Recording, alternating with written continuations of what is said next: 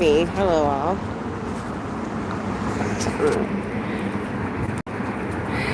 So when I went by, the doors were closed, but the blinds were open.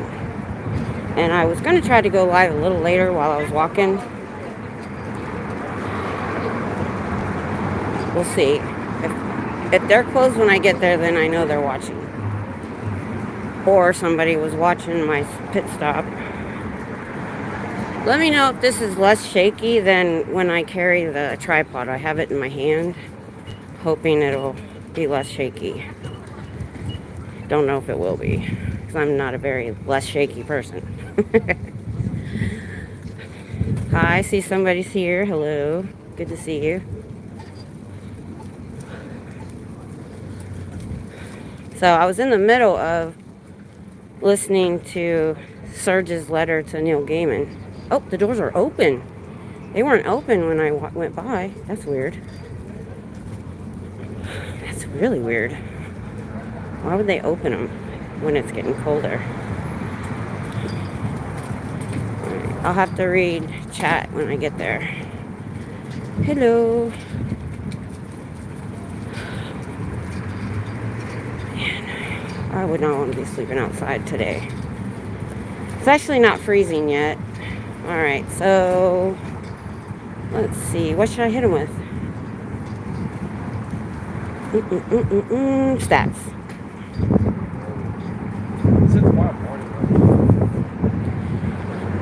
All the orgs are down stat right now. There's nobody going in any orgs. We have cameras on at least 100.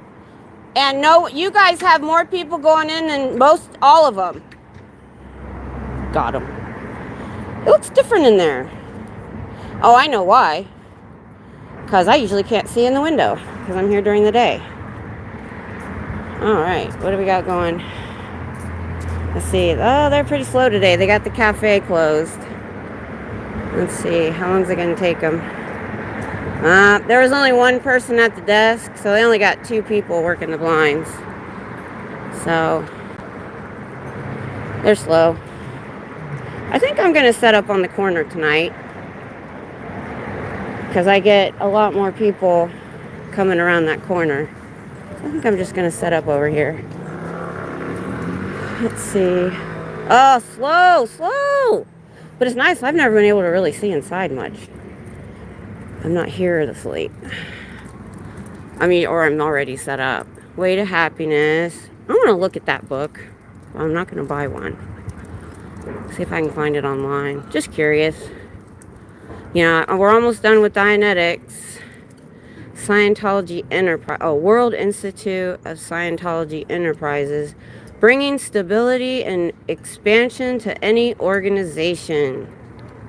Oh, enabling groups to flourish and prosper. I'm reading the TV screen. So this is the one they use to get businesses in, probably. Yeah. Hello. Hey, Dan. What's up? All right. So it's in my hand right now. So let me get set up. So I've got my tripod already open, so I'm ready to go. But because usually I carry the phone on the tripod itself, and it's too shaky, I think. One of these days I'm going to break out my good gimbal and do it that way. But then I have to get it off the gimbal and onto my thingamajigger here. Alright. Look away if you can't handle shaky. I'm putting it on. Give me just a second. Let's see. Alrighty. Oh, there they go. They finally got this side. See, I made them work on the front first, even though I was going to set up over here. Ha ha ha. Alright, let me check messages here. All messages. Hey, Dan. Hi, Brian. What's up? I've heard History of Man is a trip. Yeah, maybe I'll read that. I'm not going to read it online, but I might look at it myself. I wish I would have known that Dianetics was online, but I do like having the book. But yeah, one of these days when they have their table out, I thought about just, Delphi Academy in California has a lawsuit right now because they protected a child predator and allowed him to continue his contract and gave him a glowing review to a new school where he attacked 6 more children. Now he's in prison because that school wasn't Scientology. Now one of the victims is suing the Scientology school because it is a high crime to turn a Scientologist in to the police. So they cover for child predators in their organization all the time. They think Scientology will fix them, and they continue to do it, and they continue to cover it up. Thought I would just get those people coming out the door.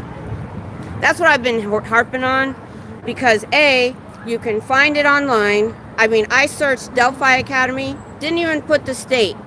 I think I said Delphi Academy lawsuit, first thing that came up. So I'm sticking with things that they can look up on the internet themselves. So I did bring my warmer coat in case it gets cold later. Alrighty. And I brought some hot coffee along with my water. Alrighty, let's get the water out. Alright, so it's graduation. I got here late, but I got here before graduation. So I know a lot of people come this way, and I can back up a little. Let me back up. Hang on. Moving. Don't look. Let's see. There's a scooter right here in my way that doesn't need to be here. You can't see it. So I'm moving it because there's no reason for it to be here. It's in my way. Oh crap. I probably can't move it.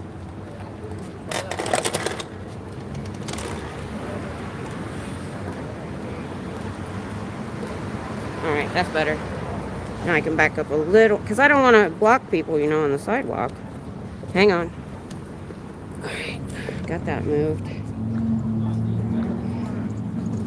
Alright, I gotta move my paraphernalia.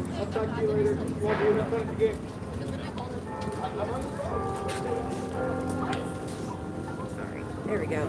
Now I can see both sides. If I want to look this way, I can look this way.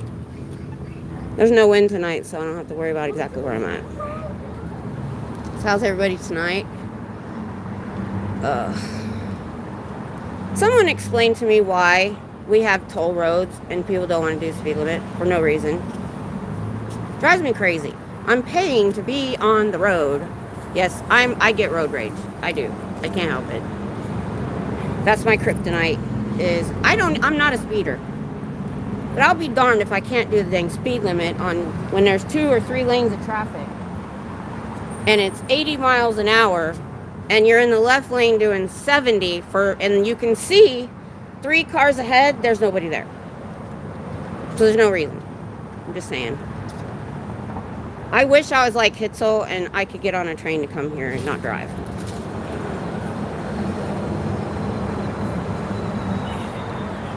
So, I've literally not watched anything Scientology for a few days.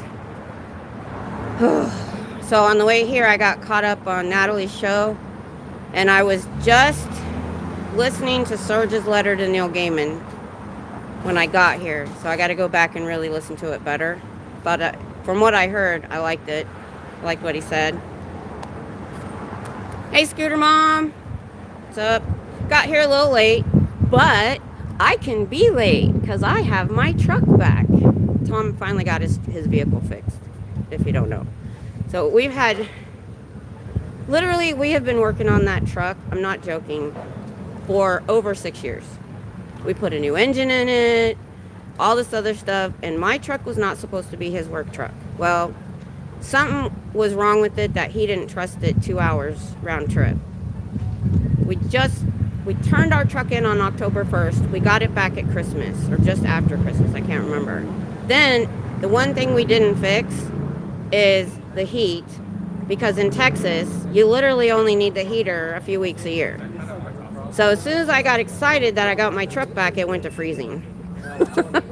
I mean, I've been looking on Amazon at pink doodads and accessories and little trash cans, and I talked to a guy about on Amazon Market, not Amazon, Facebook Marketplace for detailing the inside of the truck because my husband has not cleaned it in 6 years, I don't think. And I'm just like, ew. So I'm cleaning it. Oh, so let me, since I'm just chatting, but I'll get back to it. So one of the things I showed him yesterday, there's these little cup holder inserts that kind of keep it clean. And it says, don't F up the car. Or don't F up my car.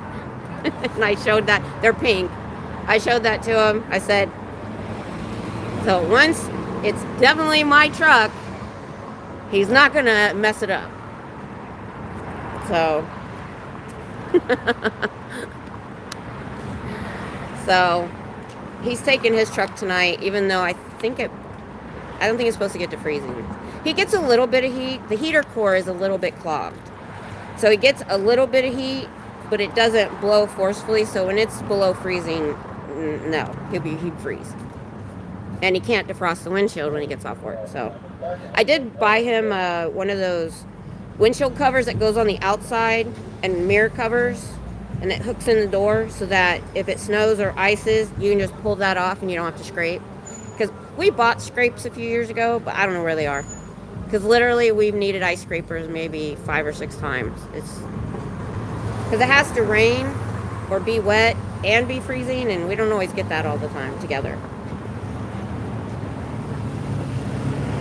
I was supposed to come yesterday, but we went to Lowe's because, you know, I'm gone all day. So if I have one thing to do during the day, I can't come because it's 6 to 7 hours.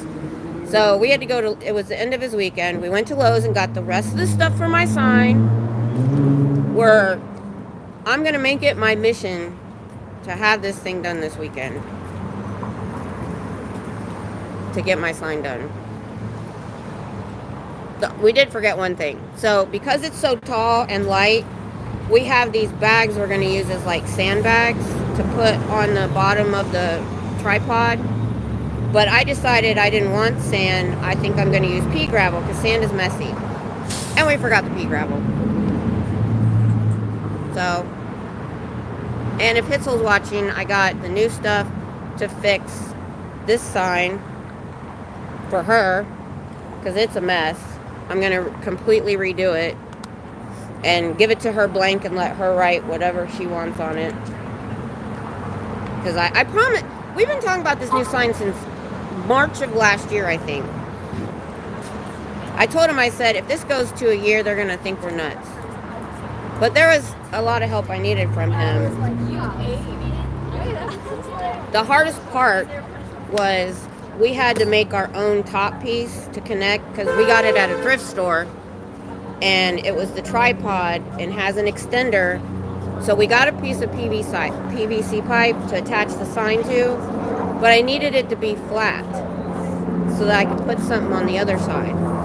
So I had to wait for him to get the heat gun out and clamps, and because he had to heat it, clamp it, heat it, clamp it, because if you didn't clamp it, it would expand back. So that was difficult.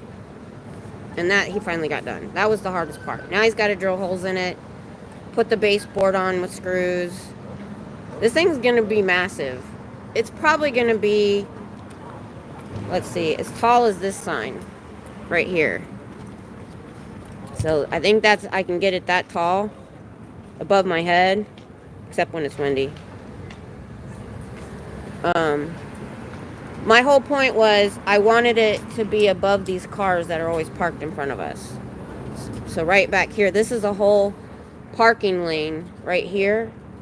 So when it's full like this, people on the street can't see us out front. And so I really wanted something you could see from far away. Plus, if I get it tall enough, I even thought about this.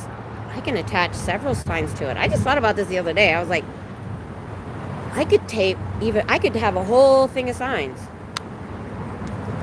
So, I'm excited. Hoping to get that done. I need to finish my poster board signs. I got stencils and paint and all that stuff. But I found a place in Austin that will laminate poster board because I want it to be waterproof, because this sign over here got wet one time and looks like crap ever since. Because my dummy butt stood out here in misty rain. So every part of this sign we're making sure is waterproof.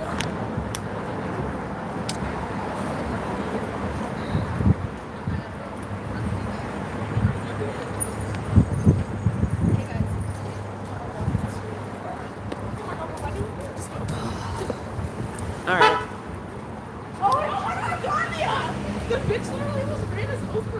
Scientology schools and their churches protect child predators. Delphi Academy lawsuit. You can Google it. Scientology school protected a child predator, gave him a glowing review to a new school.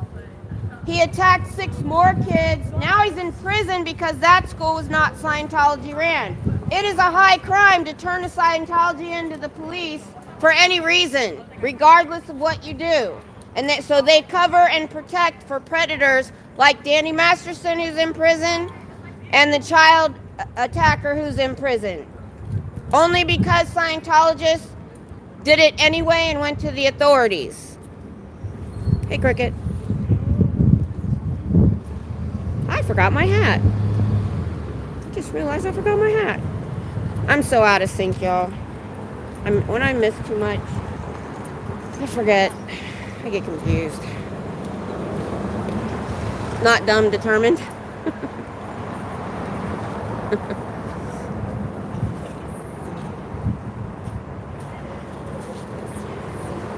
Yeah. Yeah, I'm throwing that lawsuit out there because when I Googled it, it was the first thing that came up.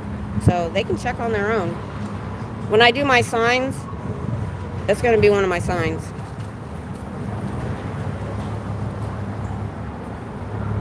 Because I like to spout things that can be verified, even by the people inside. So if they hear it and they're like, you know darn well, I can see, people that are like Sea Org that aren't allowed to have internet or anything, but staff and public, they're told they're not supposed to look at you. Darn well they do. I don't believe for a minute that they all just follow the rules all the time. Where's my hair? Whatever. I don't like this lipstick. It's too dark. Hey, Susie! I've been summoned. Did you read the title?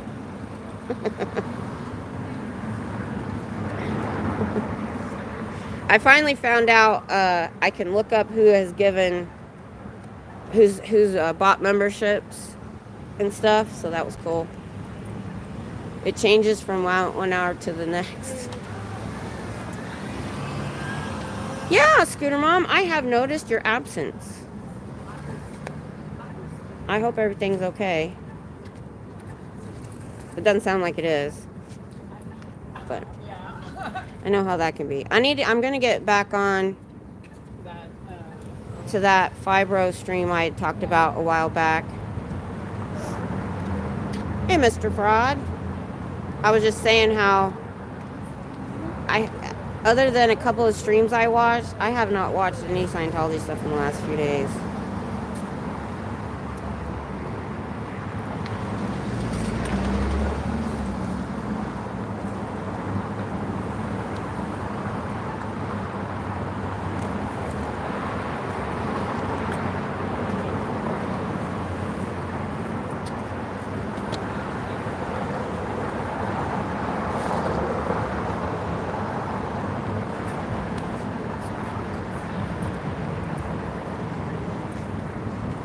So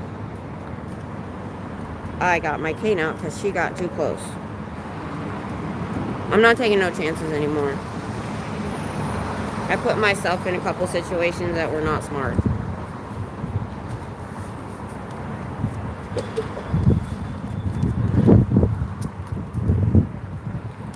I'm just having issues with sleep. I totally get you.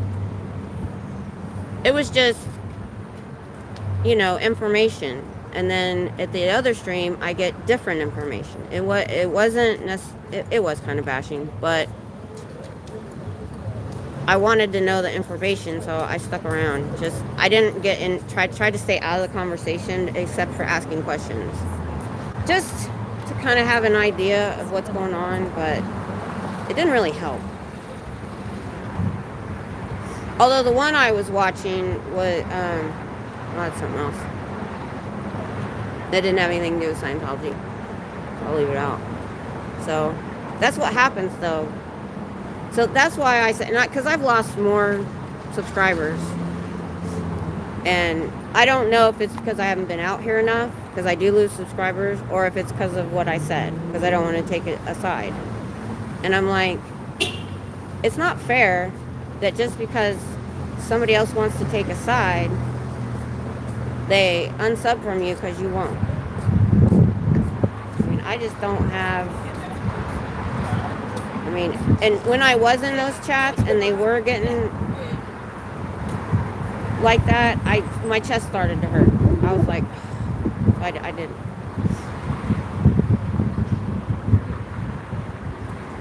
Hey, Sugar Stick. Hey, Xander. We're whining. No, I do whine too. Are you guys new to the channel? So I'm here protesting the Scientology org that opened up across from the University of Texas in Austin, because they're trying to get these young people that are away from home sucked into their cult. And the 2 years that I've spent deep diving, listening to ex-members tell their horrible stories about abuse, neglect, made me come here and drive 150 miles round trip when I come out, because what they're doing is wrong. There's a large movement on YouTube. There's a bunch of us protesters all around the world with their cameras out in front of the org, just really documenting that they don't have any members going inside. So that's just a quick why I'm here. Another thing you can look up is the Delphi Academy lawsuit. That was just indicative of the way they run things in here. They protect child predators. They protect artists of women. This Scientology school in 2011-ish protected their basketball coach who was assaulting children. They knew it, let him continue to the end of his contract, gave him a glowing review or letter. He went to a new school, attacked 6 more kids. That was not a Scientology school, and now he's in prison. Well, the lawsuit is one of the victims at the school, who's an adult now, is suing the school. And another one is there was a Scientology ran daycare. I had a home daycare for 8 years. And normally the kids you have that aren't in school are 4 and under. They had a person essaying children in that daycare. Now, I don't know if they got rid of him, what they did. And a lot of times if they're a Scientologist, they'll just move them away if they become aware. So I think that's what happened. But they never told the parents that their children had been assaulted, because it's a high crime to go to the authorities over Scientologists. There's a woman who has a channel now. She grew up in Scientology, and her dad attacked her since she was 5. He even confessed to the LAPD in detail, but the statute of limitations had ran out. But ex-members who are now out talked about getting that guy's file. Every time you go to a new post, they move you around more than the Army. I'm an Army wife. My husband retired from the Army. We didn't move around as much as they move people in Scientology. So every time you go to a new post, they send your file. And you have to go through what they call auditing, which is like confession/therapy. So you have to tell them all the stuff you're doing. And they know. And they write it in your file and pass it on. And people get that file and they know exactly what you've been doing.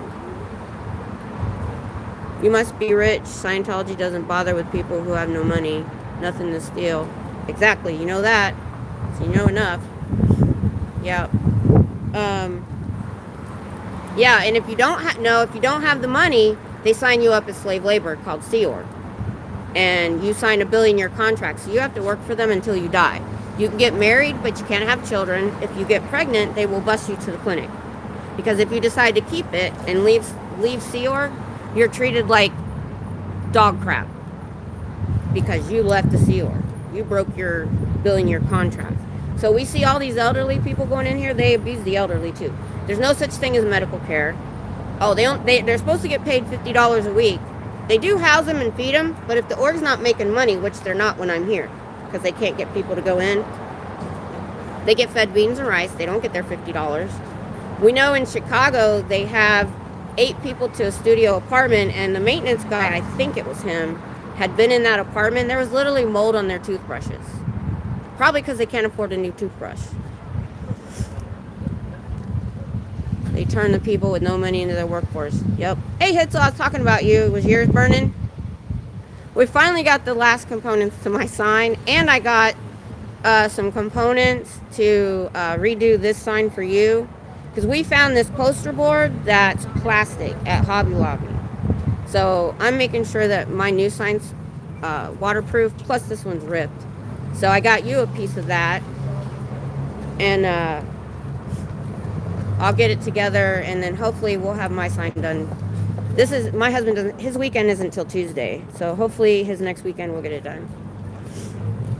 So I'll be able to give you your sign. Here's your sign. So anyway, good to see you, Sugar Stick. That's why I went vertical today. It can be annoying going vertical to my regulars. Oh, by the way, if you guys probably know, but if you don't want to watch me vertical, if it's annoying, go to sptv.space. It's a list of all the channels that are against Scientology. There's about 200. And at the top, it shows you who's live. And if you go there and click on my channel, through there, you can watch me horizontal. Yep. What's up? We were talking, was yours burning too? I was talking about you getting my sign done and talking about getting Hitzel's sign fixed, and both of y'all popped in right after I said that. It's always the same thing in the U.S. Some dude starts a sect to rip off people, and the weak-minded fall for it. You know, I'm going to say this, Sugar Stick. I do get your point, but I have been reading the first book this guy wrote in 1950. He was a science fiction writer. And he detests psychiatry, but he wrote the auditing. It's a lot about auditing and stuff. If in the 50s, 60s, 70s, before the internet, before mental health was as open as it is now, you have to understand what mental health was like then. I mean, if you had money, you could get a therapist. If you didn't, you went to an awful asylum. So the book is called Dianetics, another, I forget the rest of it, form of therapy. He touted it as an alternative to therapy. And if I would have been, I have mental health issues. I think everybody does to a point. Maybe not, 90% of the population. Anyway, if I would have read that, he does go overboard on some weird stuff. But if I had read that before the internet and I couldn't research it and I couldn't find good mental health, I would have went. And there's a lot of smart people in Scientology. The thing is, they love bomb you at first. They tell you they're going to help you, that they have these courses to take. It's very different than a lot of other cults because they don't have a deity there's no faith really based. It's all about the tech. All right, these courses you take and you learn and you better yourself, supposedly. But once you're in, then the coercion and the pressure, and it's slow. And the guy that created this, he studied under Jack Parsons, who was affiliated with Aleister Crowley, who was a Satanist in the late 1800s, and he died in 1947. This was in the 40s. And he learned to control people. And he learned hypnotism. And the way that they train their people and the repetition and stuff literally can put you into a trance. I've learned a lot reading this book. And so I used to say the same things, it's too bad they're weak or they're stupid to go in. And actually they're not.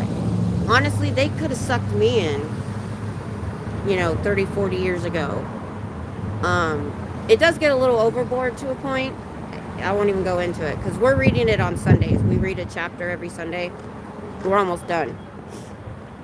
So it really opened. The people inside are victims too.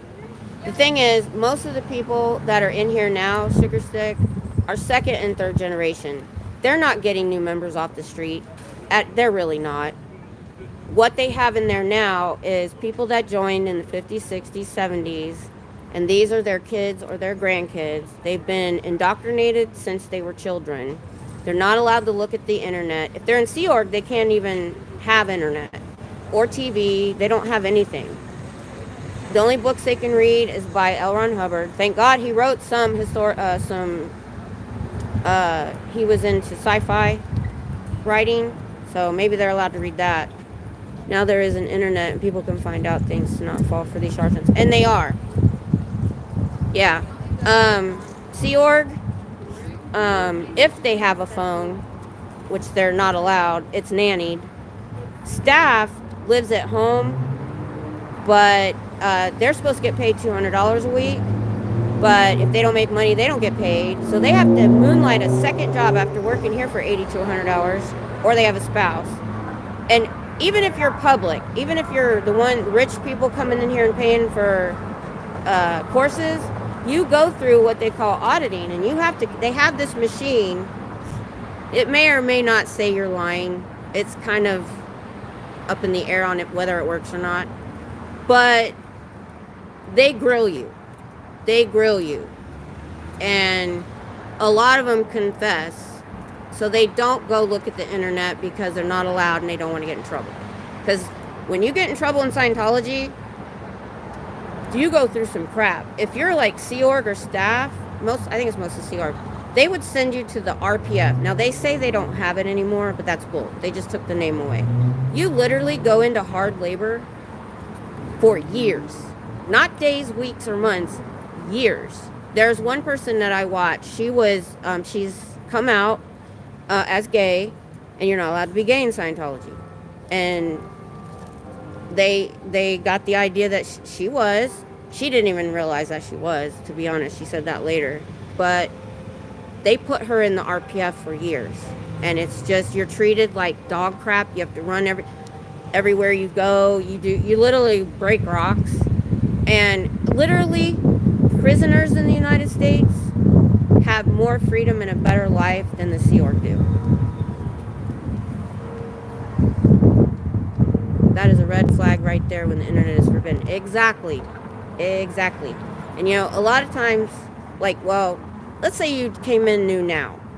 And there have been a few, but they've come right back out. Because they love bomb the crap out of you. I see them do it all the time. They'll put a table out here, and I've walked up, and they had a freshman there having this really nice conversation with them. And I said, what did they tell you they're here for? And he said, well, they want to be part of the community and blah, blah, blah. And I started in on all the facts, the elder abuse, the child abuse. If you don't have $150,000 to go up the bridge, then you become, both times I did that, they get that shocked look on their face, but a smile, and walked away, really almost ran away, thank God. But I got two people. How many of them did they snow and love bomb when I'm not here? So for sure, yeah, are lost in their own issues. They get approached by someone saying they can help them, they'll listen. Yep, I'm in Austin, Anna. Welcome, you sound new. So right here is the University of Texas, and right here is the Scientology Order. See how their blinds are closed? How many churches do you know close their blinds when somebody comes up with a camera? All I do is stand out here and talk. I'm not mean, I'm not aggressive. I've been doing this almost a year. And as soon as you come up, the doors close and they pull all the blinds.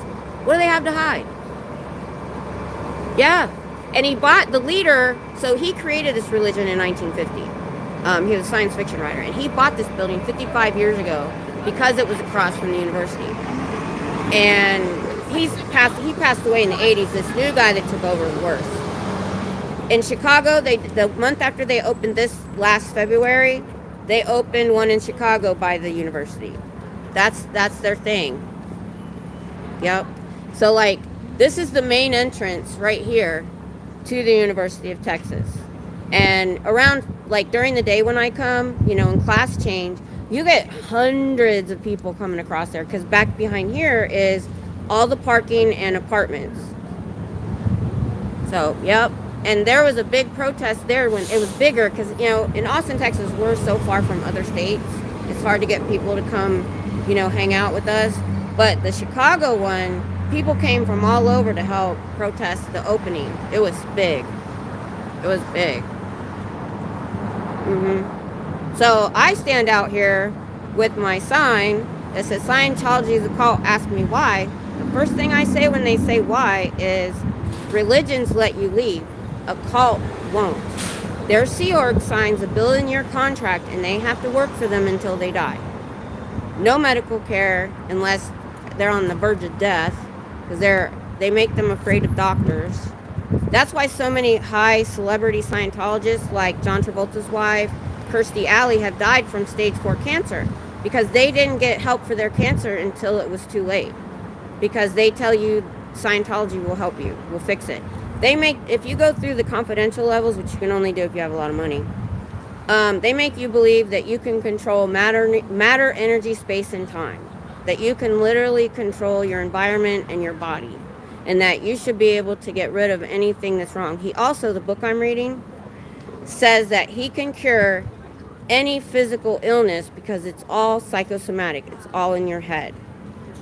So even if after you take those courses and you become what they call clear, you can't complain about aches or pains or diseases, because you're not supposed to be able to get them, because you're a clear and you're high up on the levels. So they ignore their own pain and problems because they're lying to themselves a lot of times. So, do you have tracts in paper form to give to their victims? They won't talk to me, so what I do is, I'm about to make a new sign. So I yell at them. There are 2 foundations that will help them escape. Now, how many churches do you know have that? And they'll help them. A lot of times they don't have education, because they get put to work between 11 to 14 years old. They get pulled out of school, if they're in school at all. So they help them get an education, an apartment, a job, because they have no job references, because they've done this. Because we've had people get out in their 30s and 40s and 50s in the past. So if you go to sptv.space, Anna, that is a list of all the channels that are doing what I'm doing, or the ex-member channels. And that's 2 years ago. I didn't know anything about this. It popped into my feed, and I deep dived into it. And when I heard this was opening, I got mad. And I drive 75 miles to here. So I can't come every day. I wish I could. So, Delphi Academy lawsuit, you can Google it. One of their staff just passed me. They won't listen to me or talk to me, so I just try to yell something at them that they can look up on the internet. Because they're told that we lie and we're evil. So, but I can't get mad at them. I feel like they're victims too, especially if they're 2nd or 3rd gen. They've never known anything else. And they're told the outside world is evil. And they're not even allowed to talk bad about Scientology, or even talk to each other. If you make friends in Sea Org or something, kindness is looked down upon in Scientology, and friendship, and even marriage. They don't care. You can get married and they'll send your spouse to another country for 5 years. And I probably didn't tell you this, but if you're in the Sea Org and you sign the billion-year contract, you have to work until you die. You get $50 a week if they make money, which money never comes down. The leader and the church have $1 billion in offshore bank accounts, but they have to run their orgs on whatever money they make off the public here. In Dallas, they don't even have all the lights on. So money does not come down. So if they don't make any money, they're eating beans and rice, 3 meals a day. They are financially dependent, and without a college degree, if they leave, they would be homeless. Pretty much, yeah. They make sure of that. I do have pamphlets, though, for, mainly my big thing here is educating the public. A lot of times people walk by me, they see my sign, look up, because the sign on Scientology is way up high. They're like, I didn't even know they were here. And 80% of the students that go by, or people, know at least Scientology bad, not to go in. But there's that 20% that doesn't know anything, like I didn't. And that's what, this just started, the protesting started about a year and a half ago. And so it's kind of fairly new. We haven't gotten any kind of press about it. I mean, how many times have you ever heard of a group of YouTube channels, of 200 channels, doing the same thing, anti-Scientology? It's not that we're just loosely affiliated. We're all doing the same work. It's awesome. Family disconnection is worse. Yep, you know. That's totally what they do. Russian Scientology and Watchtower Society are prevented. Yep, we've heard that. We've heard that. And there's some investigations in the UK. And we're hoping our government will see that. The problem is what they've done for 70 years, before the internet, because look at their building. Look how nice it is. This is what they call an ideal org. Let me show you if you haven't seen it. All right. I'm shaking. Look away if you can't handle it. Look how nice this building is.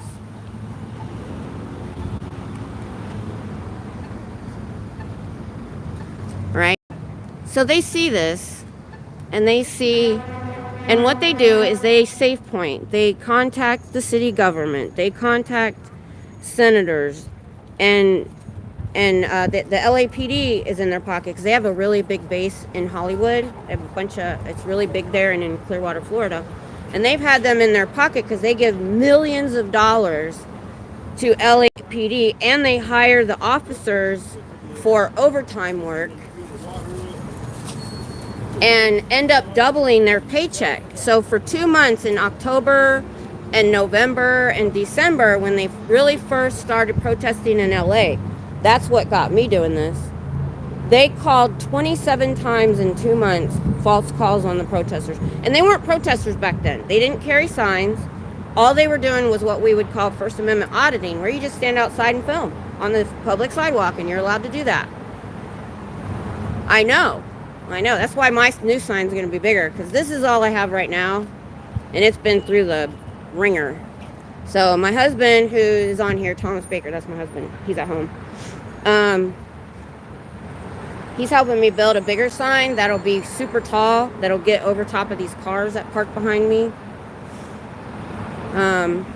But yeah, so if you leave Scientology and say your spouse doesn't, you have to divorce. You have to as a Scientologist, you have to disconnect from anyone that either leaves Scientology, talks bad about Scientology. Like if you have a friend that isn't in Scientology, but they say something bad, you have to disconnect from them. So they keep you insulated. How is the police neutral when they are paid by a private organization? Sugar stick? That's exactly the point. And we have hours and hours and hours of footage where they falsely arrested our protesters, wouldn't look at the film. They didn't, the thing is, oh my God, you guys.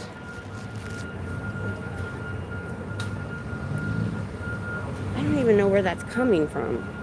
Oh, I think it's that truck over there. It's bouncing. So anyway,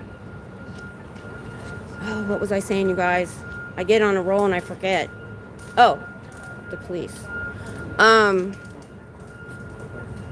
So what it was is they would always do it on a Friday or Saturday. So they had to sit in jail all weekend to get, and as soon as the DA saw there'd be like 4 or 5 other people with their camera on the situation to prove that person didn't do anything wrong. And so they would let them go with no charges. There have been a few times, and we've tried to help them with lawyers and stuff, because they're people like me. I mean, a lot of them in LA were young TikTokers, like real, 20s. We had 17, 18, 19. They don't have money for a lawyer. I know, sugar stick, but it's legal because they're hiring them for overtime and they pay them triple rate. There's a website where you can look at their paychecks, And they'll make their base pay as an LAPD officer would be $65,000, and their overtime would be $65,000. So they double their pay, and it goes through the LAPD. They don't pay them directly. Like my husband's in security, and when they work for an entity, they get paid directly. And or well, no, it goes through their company. I'm sorry. So anyway, yeah, we have hours and hours of video of them being bullies, falsely arresting, lying on protesters, and we can prove it. And trust me, Sugar Stick, we have great people, especially in LA, that are going to city council meetings.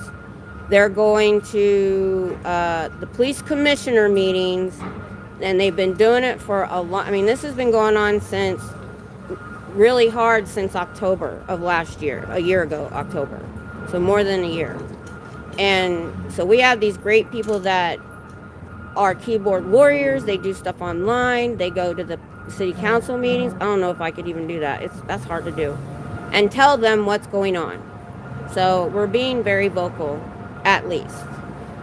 So we're just praying that, we can get somewhere. Oh, Susie, thank you so much. So I've been on my roll and not watching y'all. So let me go through the chat. Scrolling through shorts, you are between Van Helsing and some guy with a bow and arrow. My husband watches weird stuff. I read those. Hey, MSD. Let me turn it around for a second while I'm reading. It's legal, then the law is crooked. They are. They're totally crooked. And there are certain officers that we have on camera that are like the instigators of it all. And there have been times where they've been assaulted by people paid by Scientology, and they called the police because they were assaulted, and the LAPD arrested them with footage proving they didn't do anything wrong. Journey got one. Susan, good grandma. Hey, grandma, from another grandma.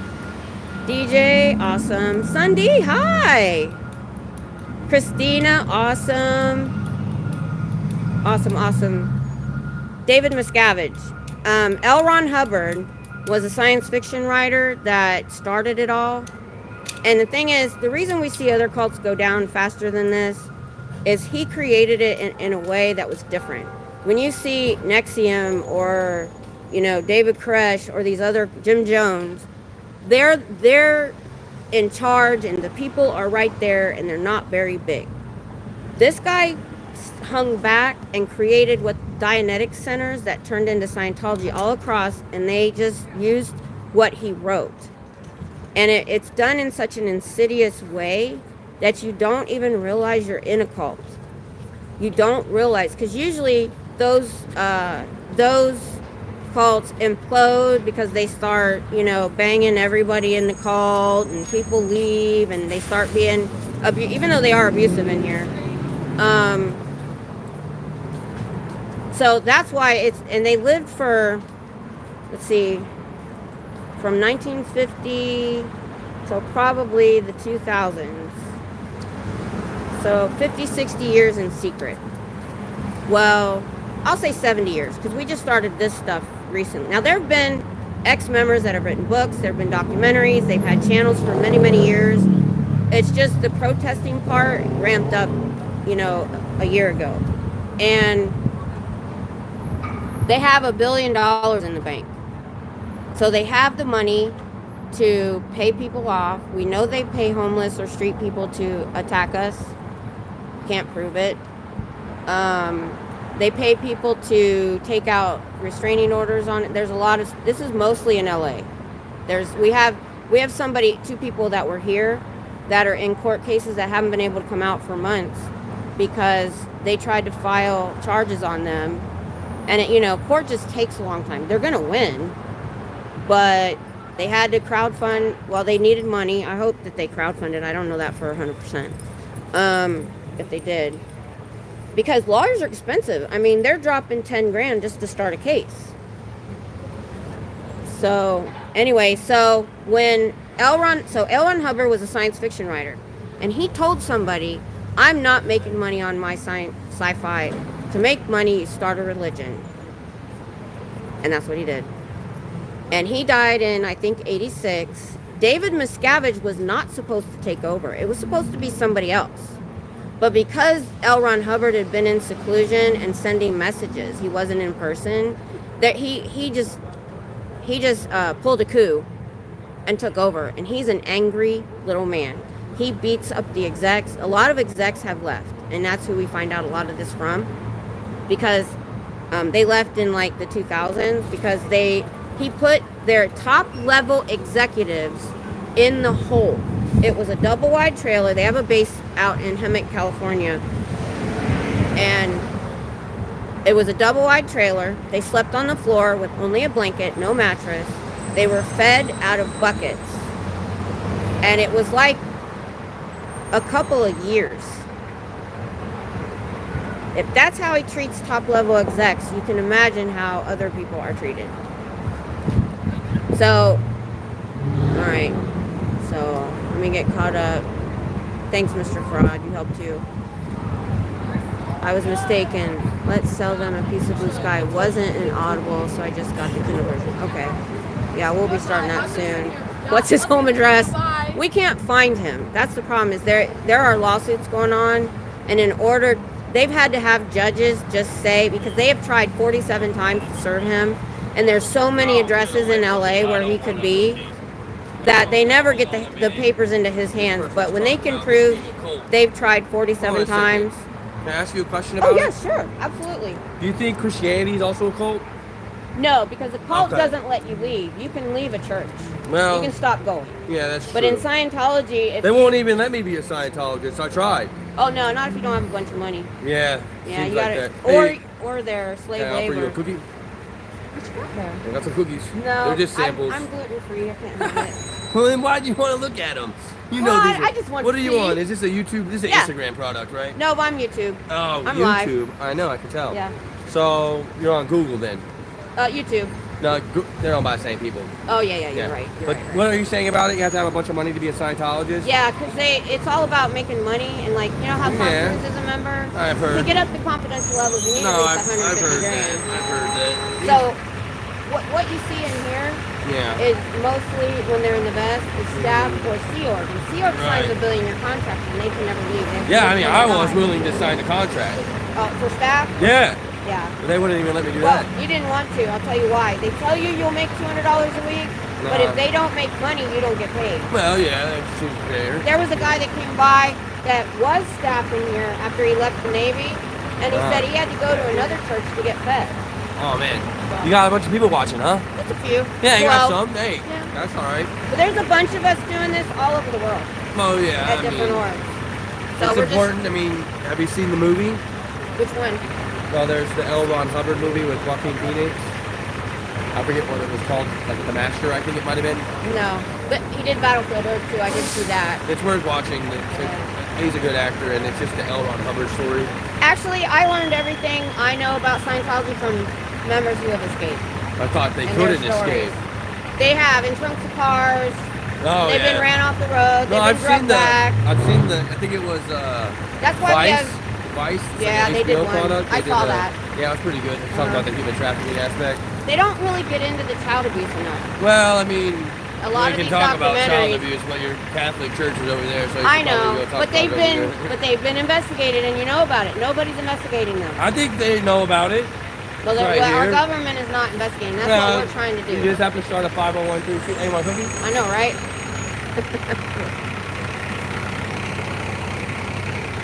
Yeah. Scooter Mom. I know you guys will answer these questions. I should just wait. Yeah, he's super paranoid, for sure. All right, thanks for stopping. I know. I know. I wish we could, Sugar Stick. I really do. Yeah. They think they know where she is, but nobody's actually seen his wife since 2007, I think. She just pissed him off and she's gone. That's all it takes. He made one person who, was he the one, I think he fainted near David Miscavige, and he punished him and made him lick the floor in the bathroom and do all this other horrible shit. He's just a mean, mean little man. And he's like 70 now, I think, or close. So I'm just hoping he keels over soon, because I don't think there's anybody strong enough to keep control like LRH and David Miscavige have. I know that somebody will take over. I just think it would be the beginning of the end, because I just don't see anybody else with the power that, or the presence that they've had. And remember, they started it before social media, and so people just got told, okay, David Miscavige is in charge now. If it were to happen now, it would be all over the internet. Ted, I don't know. I'll talk to anybody for a couple minutes until it gets weird. No, he was okay. No, I am gluten-free, and those cookies did not look good. You need to listen to Naf's interview with John Nita. I am. It's on the list. I started with the most recent. Then that didn't take my whole drive, so I started the other one where she was reading Neil Gaiman's letter, and that was the last thing I heard when I got here. Is David Miscavige and Ashkenaz rabbinical? I don't know what that means. Hey, Auditing, what's up? Another point of view, DM is good because the Church of Scientology membership has declined under his watch. I know. Yeah. He's not mean. He's a little monster. That works too. He's a little monster. I think he's more physical than LRH was. I don't know that for certain. It's just in what I've heard. But I don't know that for sure. I think LRH was hands off for a really long time. So the church kind of ran itself. And, he was in self-imposed isolation because he was paranoid of the government. By the way, any of you new people, if you look up Wikipedia, Operation Snow White, in the late 70s, he had, all right, thanks. He had members infiltrate the government, the FBI, and they got caught and they were put in prison. His wife, LRH's wife, went to prison. He was called an unindicted conspirator. So, meaning they didn't indict him. They probably didn't have enough evidence because he wasn't there physically. Yet, damn is a monster, but he mostly abuses senior executive. Yeah, but what I see there, Casey, is, okay, so he's abusing the executives and shit rolls downhill. So he created a culture of abuse, and it just, trickles all the way down. Canadian government too, yeah. The more governments, other countries that are investigating Scientology or their front groups like Narcanon and coming to conclusions or banning them is good for us, because that at least will show maybe we need to take a look. We do have one senator that knows about it. I mean, I hope to God that we've got some senator's kid going here to UT that has come by and saw us. Maybe they'll tell their mom or dad, to look into it. That's all we really want right now is hearings in Congress. We want their 501c status taken away. That's what protects them. And they got a sweetheart deal from the IRS in 1996, I think, when they got it back, because they lost it over something. LRH was abusing the money. The way he got it back was 2,200 lawsuits against the IRS and agents themselves. He bullied them. So not only did they get it back, but they got stipulations that they couldn't be brought up on certain charges. So the only way we can get them is for illegal activity through the DOJ. LRH is the one who created the culture. Yeah, he did. He's the one who increased membership to maybe 100,000. Yeah. Well, Casey, we've been reading Dianetics. We're almost done. We've been doing it for a while. And I've learned a lot. He pretty much laid out how he was going to control you. But he was saying, this is what I'm going to save you from. you know, talking about how to re-stimulate trauma. Of course, he uses his own words, and keep you in this state of re-stimulated trauma so that you can't think for yourself and you're easily controlled. Well, he said he was saving you from that, but in reality, that's what he was doing. Oh, I know, he's a piece of crap. Because he never believed his BS. People, early on when I was new to all this, you know, people would ask, do you think LRH eventually believed his own BS? Some people would be like, maybe. No, he didn't. And you know why I know he didn't? When I was doing some research, I have a short video on my channel about LRH and black magic. I just researched him and the black magic stuff. And he said this. I hope I get it right. Let me get some water.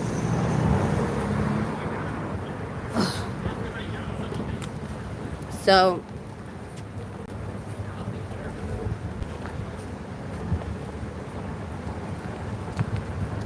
Scientology and Scientology schools protect child predators. It's a high crime to take anyone to the authorities, so they cover up for it, even as they continue to attack children. Delphi Academy lawsuit, Google it. They allowed somebody to attack their kids, gave them a glowing review to a new school where he attacked 6 more kids. Now he's in prison because that school is not Scientology. Look it up. I had a good group going there, so. Hubbard had at least 1 stroke and many health. Oh, I want to watch that thing that, was it Paralyzed? The Paralyzed did on his mental health. Hey, Hellgear. Oh, no problem. I didn't do a deep dive for nothing. Yeah, I've been sticking with that one because that gets people's attention. I know some of you that are here all the time, I'm constantly repeating myself. But I think it's the best thing I've got, really. That's quick, they can look it up, and it'll get their attention. Yep. I know. I can see my wagon. I have a cooler that I keep it in, too. You're right. I know. I've been doing this in February. It'll be a year. And my husband's in security, so he's been, you know, keeping me informed on what I can. I'm not usually out here after dark, but I left late. I'm usually here, like, in the afternoon time. I'm usually gone by, like, 5:30. But because of the weather, it's been freezing in Texas, too. I haven't been able to come down. I know! I can't believe it either. I'm trying to figure out what I want to do for it.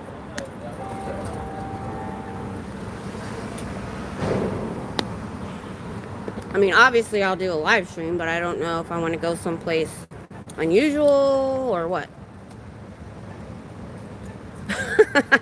That's just because it's across the street. Yeah, I'm on the corner tonight. So, like, the building's over here. I'm at the corner so I can see both directions because it's supposed to be graduation.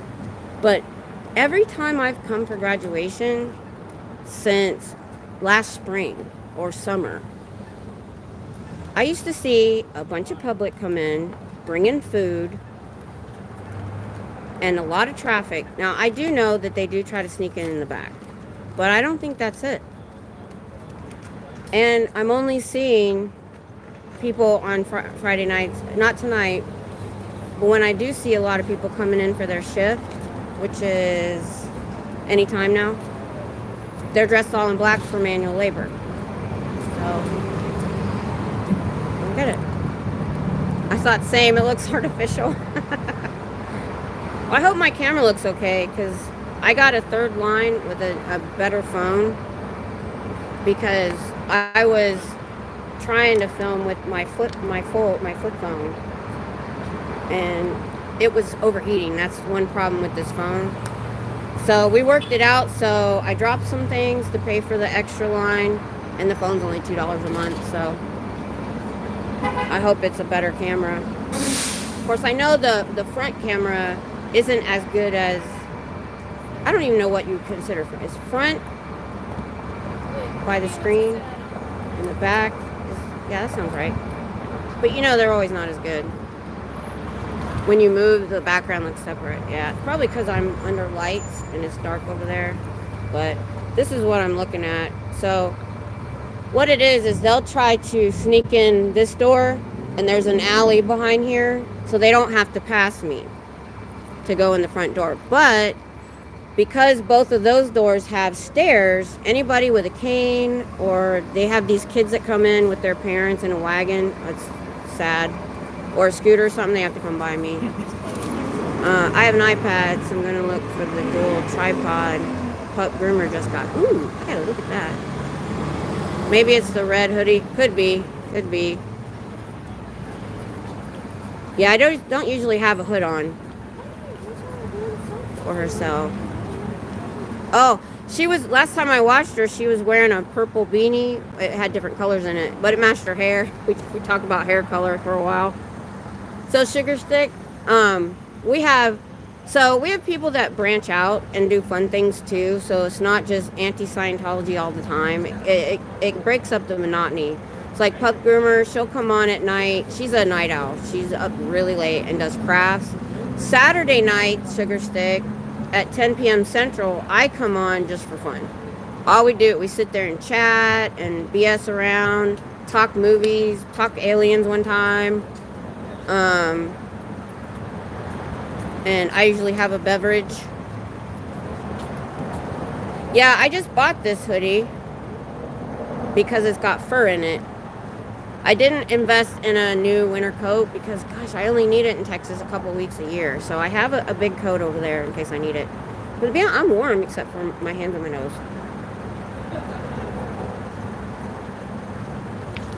I don't even know what the... oh, trash can. Is that a homeless there? That guy sits there all the time. Yeah. They tend to come out after a certain time, and there's benches over here and over there, and they use them. I've noticed less as it's been cold.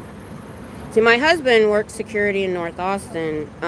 We just pulled some clothes, jackets and stuff out of our closet that he's going to take, because he's out all night long in Waco. So he sees them in the middle of the night. I was looking to see what... Oh, it's 52, feels like 51. That's nothing compared to what it's been. And it's only going to get down to 36. Awesome. We don't have to run water tonight. My water bill is going to be outrageous. It is. I like it. It is thick. And it wasn't that expensive. I think I got it at Walmart. $25. Yeah, I went to Walmart to look for a coat, and literally in, is that December or beginning of January, and they don't have winter coats anymore because it's Texas. I'm surprised I didn't see swimsuits. Yeah, I have to be careful because I've had a couple of people come up real close to me or behind me that, there's this one girl, she's never caused any problems, but you can tell she's off her meds. She says some wild, and this is what my husband said. I said, well, she didn't look, like she could be violent or anything. And he said, you're right, because she was behind me talking to the camera. And he says, until she sees a snake come out of your head and she wants to kill it. I said, you're right. And she doesn't look homeless. She seems like she might have an apartment around here. So it's sad. I hate to see it. And my husband has to be mean because half the night he's looking at cameras on one of the bigger properties, and the rest of the night he has to patrol all the properties these people own all over downtown Waco. And if there's homeless people on the property, he has to kick them off. They all pretty much know not to hang out at those properties if they're, usually you have people that stay regulars in the neighborhood. Matter of fact, Sugar Stick, I had one of the homeless people here, Colin, who's always been really nice to us. He saved me one day from an attack. It's way back early. If he hadn't been here, I think that guy would have got physically with me. Ended up the guy, because Colin got in between us, and then I had to go off my live stream and call 911. So the guy, he tried to come back at me a couple times, but ended up going in some other businesses and ended up in the street blocking traffic while I'm on 911. I think it's the reason they came so fast. So he ended up, there's a wall over here. So he blocked traffic, ended up, he was sitting on the wall when the police got here, and it was campus police and Austin PD. Took 3 people to cuff him. And we know for a fact, it's been proven, that they will pay street people to attack us. Literally, one guy they asked, would they pay you? And he said a Big Mac. Because that guy, like I said, there's regulars I see. I've never seen that guy before that happened, and I have not seen him since. Our temps have warmed up to the teens here in Milwaukee. Oh, well, that's awesome. You're having a heat wave, Hellgear. I grew up in Ohio, but I can't handle it anymore. I've been gone since I was 20, and I'll be 56. And we always went home in the summer, because that's when they would do what they call block leave in the Army. You get block leave like around the 4th of July, end of June, beginning of July. And you get block leave at Christmas. Well, we were afraid to drive home at Christmas, because if he got stuck in the snowstorm and didn't make it back on time, he'd be AWOL. So we would go in hot summer. So there's been a couple times in all those years. We've been in Texas for almost 33 years. I went home one Christmas when he was overseas, and I got deathly ill. It was 14 degrees. And I got so sick. It was horrible. I couldn't handle it no more. So when it gets under 50 here in Texas, we whine. I'm like, it's so cold. BJ, what's up?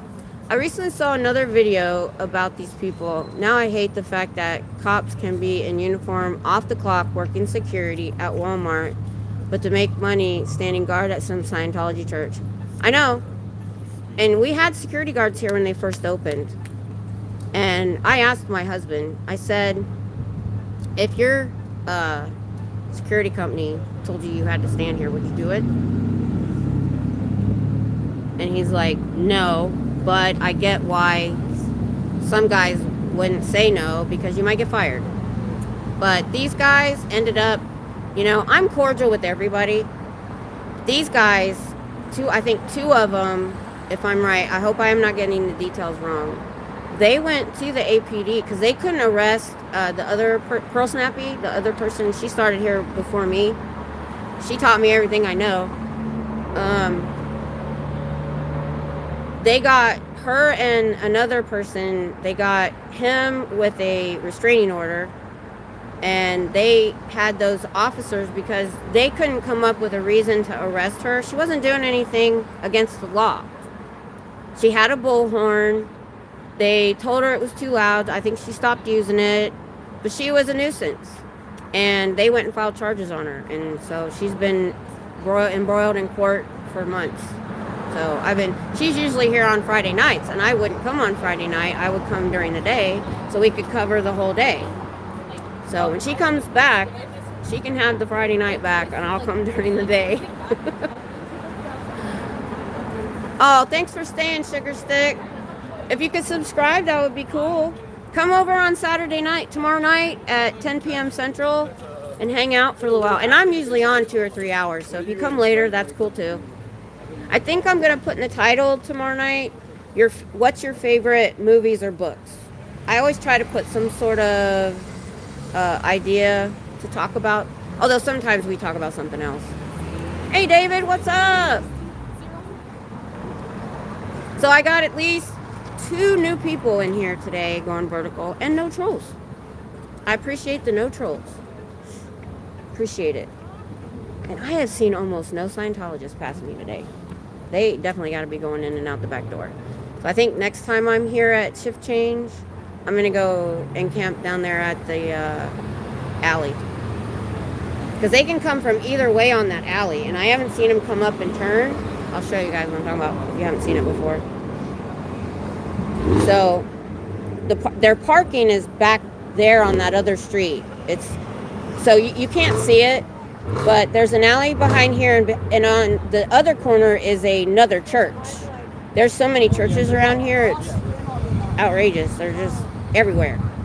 And their parking is, so they have to, and you have to walk 2 blocks the other way to even cross over on foot. You can't even drive. So, hey Tom, are you still on here? I have a question. So they can come down the other end of the alley too, to totally, they have to be doing that because it was shift changing. I saw one guy and he was on his, he's that pointy beard guy. There's a guy, he's got this pointy beard. You can tell he's staff. I don't know how he can afford all the products he uses, but he ignores me. He walks by, doesn't matter what I say, and he's always talking on his phone or with an earbud in. He's the only one that came by me that I saw. And I can see both directions. So. But yeah. I'm trying to get some new people in here because I went from 1490 to 1400 in a couple of months. And I've always said, I don't really care about this. I'm kind of glad I'm staying under 1500 so I can still be on Scooter Mom's show. But, you know, that's a lot. That's a lot. It's sad when they leave because that's however many people. I hope they went to another channel. That's all I hope. That they didn't leave the Scientology movement altogether, which I doubt. Sorry, at work. About. Oh, thanks for being here, BJ. Appreciate you stopping by. Like and subscribe. I've almost never said that. It's weird. I've never said that. It feels weird. Like and subscribe. Honestly, usually somebody in my chat does it for me, and I'm like, thanks. Oh.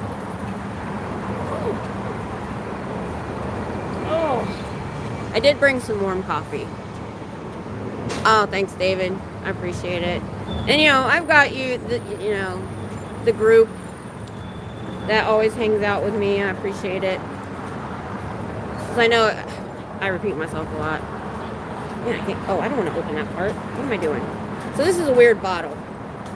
I think it's so that you can put ice in it. So it opens halfway. I don't want it to open there.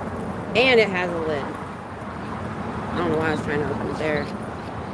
Oh, I appreciate it, David. Just giving me your time is awesome.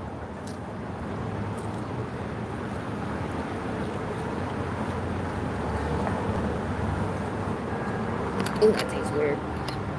Ooh.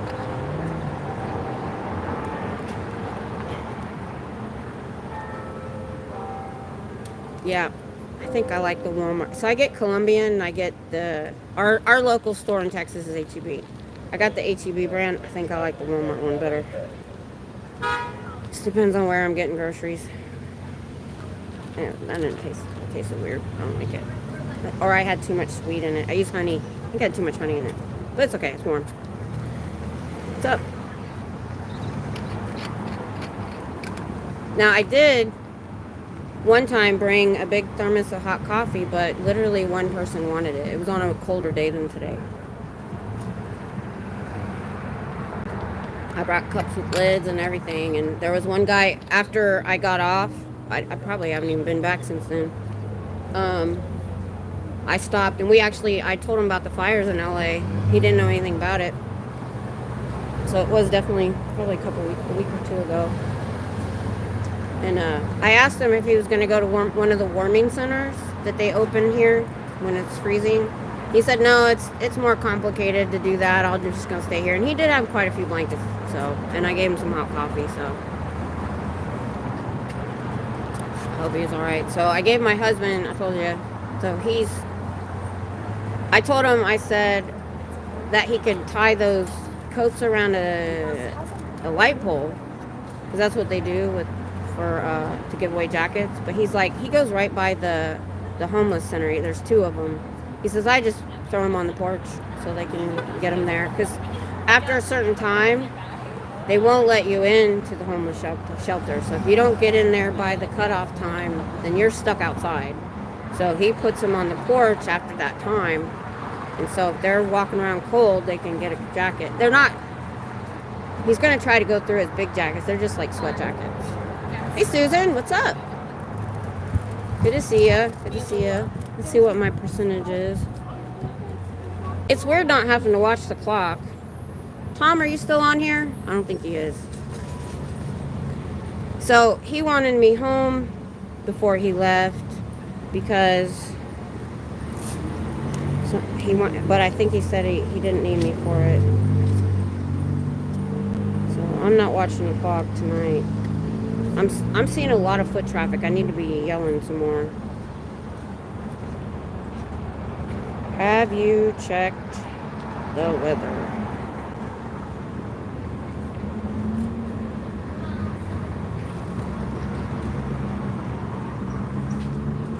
Man, we have been running water because during Snowmageddon a few years ago, we didn't lose power because we're not near a major city, but our water pipes burst in 3 places. So we're not taking no chances. He says, I'd rather have a high water bill than have to go out there and fix the water pipes again in the cold. So they had to crawl under the house to get to them.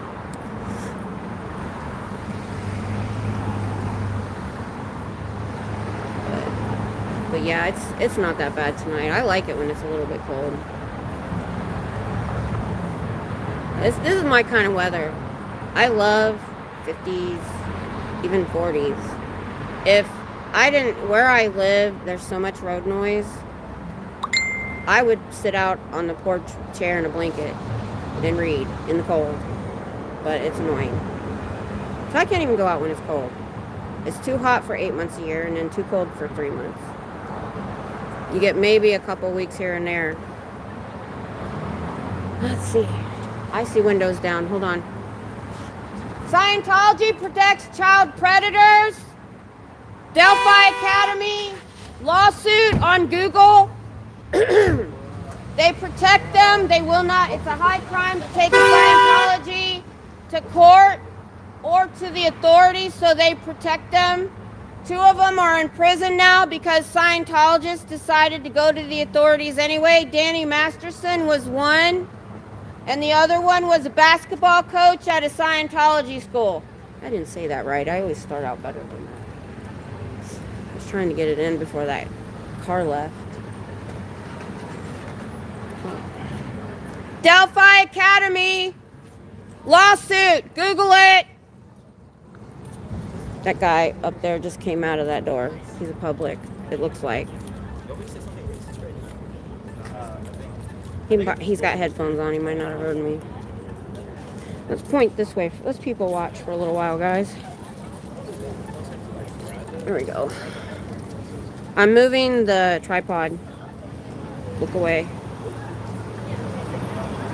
Because the sidewalk is so big, it dips down. So, yeah. Are any of you new people still here, or did they all leave? I was going to show them all of the school. The weather has been so weird here that my taco terrier is what he's called, is what I found out. He has not gotten his coat back that he had last winter. He was fluffy. And this winter, he's not. Yeah, I think they left too. That's okay. They stayed for a pretty good long time. I'm cool with that. Totally.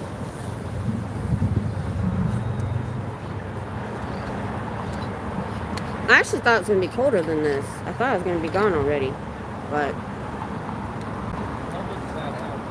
Scientology schools and daycares protect child predators because they think Scientology will fix them. And when they have a predator attack their students, they don't tell the parents and they give them glowing reviews to a new school where they can attack more kids. Luckily, that was not a Scientology school, so he went to prison. I like this spot. There's a lot of foot traffic and a lot of cars. I have to stop at this light behind me. See?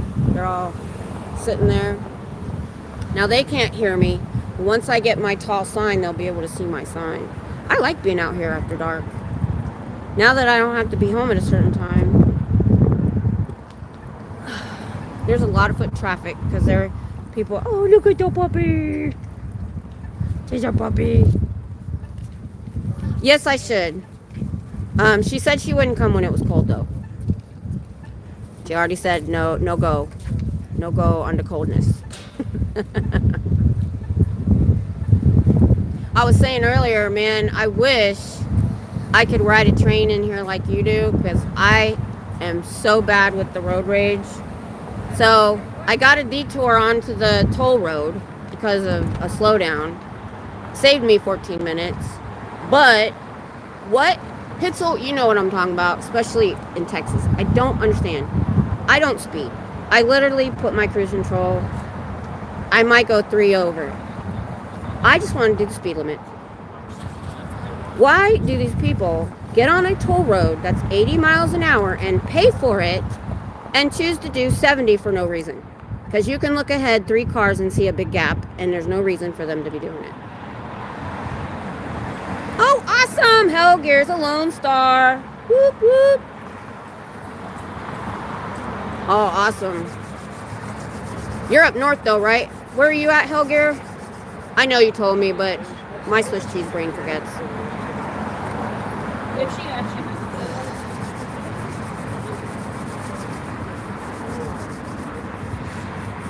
Wisconsin. Yep. As soon as it warms up, I don't blame you for not going out. Oh, hold on. Oh, the only thing about standing here on this uneven ground, it makes my back hurt. That's cool. Transplanted New Yorker. Been here 30 plus years. Yep, I've been here 30 plus years. I like the state of Texas. I like everything about it. But I have spent almost 33 years indoors because I burn and I can't handle 100 degrees or 90 something degrees because I'm from Ohio. And I think it's really had an impact on my mental health. I told my husband a while back, I said, you know, we were supposed to go to Fort Lewis, Washington because they closed our post near Monterey, California. Well, they had sent and they were revamping Fort Polk, Louisiana. So they had sent too many. So 3 weeks before we moved, they transferred it here. And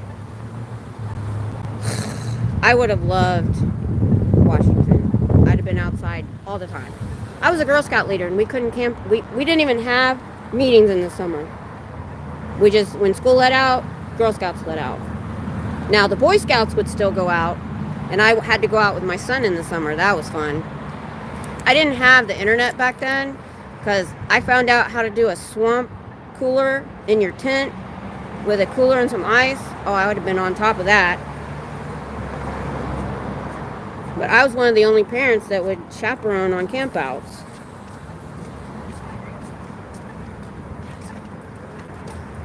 I went to the freezery too, and it was below freezing in a tent.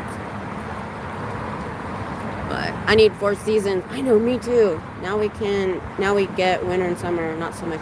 Yeah, here too. It's always been that way. You think, so we put off doing like home improvements and stuff outside.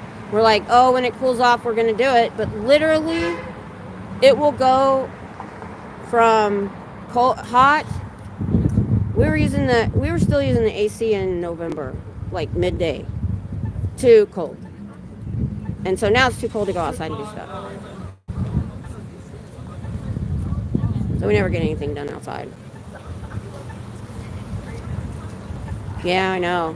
Well, the whole thing is summer was brutal. Well, what was weird is I was able to make it my 3 times a week when it was hot. But since then, it's not just the weather, just everything's getting in the way. It's just everything. And trust me, it's easy to let something get in the way.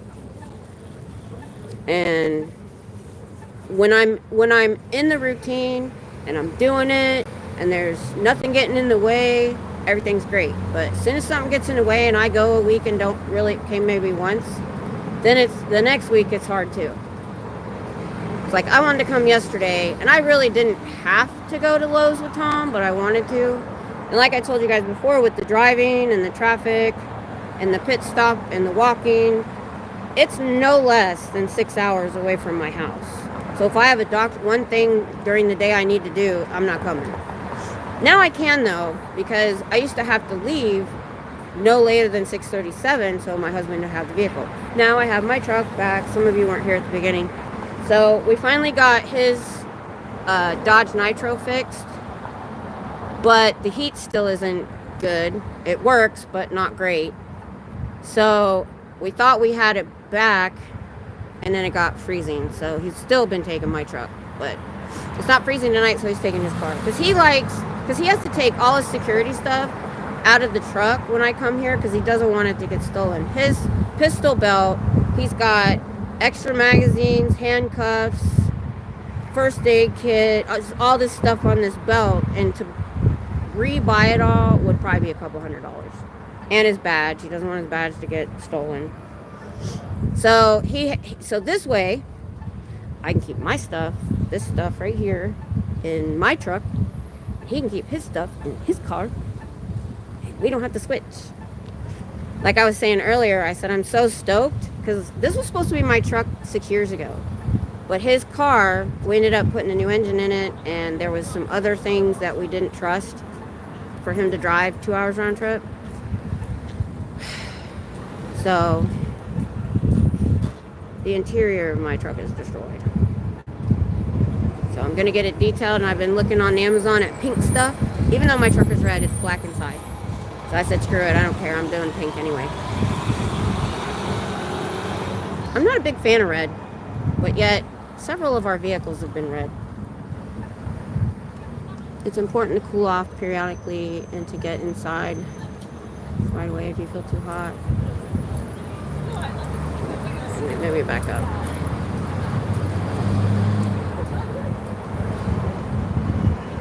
Well, I think back then, wasn't I sitting? That helped a lot. As long as it wasn't high humidity, and when you get here after, say, 2 o'clock is about when I would get here, this building shades the whole sidewalk out there. So that's one of the reasons I never made it too early, because I liked coming when it was shady. As long as the humidity was low, I was okay. My truck is brown and pink camo. You're so lucky. Email me a picture. I want to see that.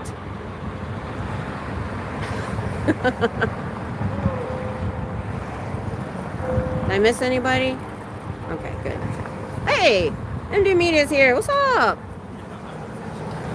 Hey. Let's see.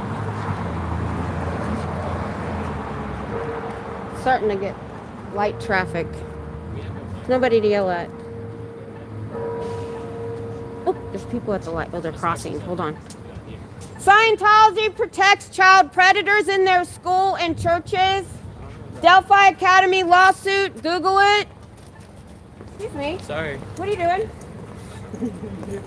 No, dude. No. No. What the hell was that? I turned around and I bumped into him. Freaking. Ugh. I grabbed my cane too. Thought I was gonna have to get physical. All I saw was his legs. I thought he was getting into my wagon. I do worry about that. I don't care about that. I didn't know he was back there. It freaked me out. When I turned, all I saw was his legs, and he was bent over behind me. I thought he was getting into my wagon and taking my stuff. I do worry about that. I want to get, I had a net for my motorcycle that went on the back of my motorcycle, because I used to ride my motorcycle to work. And I had to have a big duffel bag, because I worked in an office. So I would get there an hour early, because I had to get on base before PT started. Because then you're stuck trying to cross streets while they're running. So I literally had to go to work an hour early.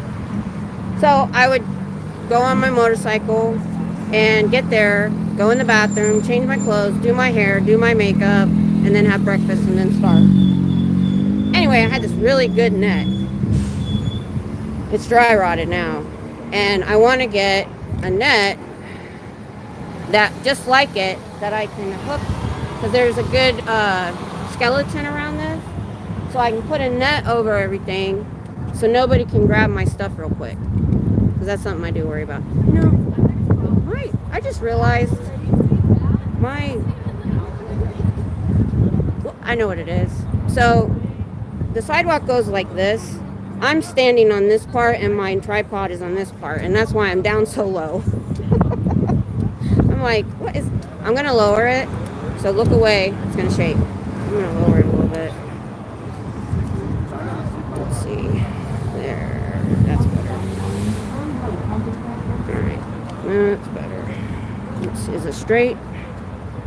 That's better. Extra large mesh laundry bag, or that. That's a good one too.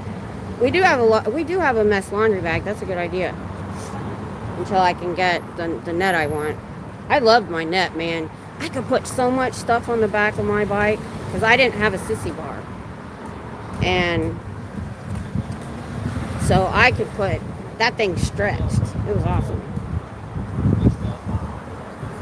But I did that because back then I could get 50 miles to the gallon on my bike. So,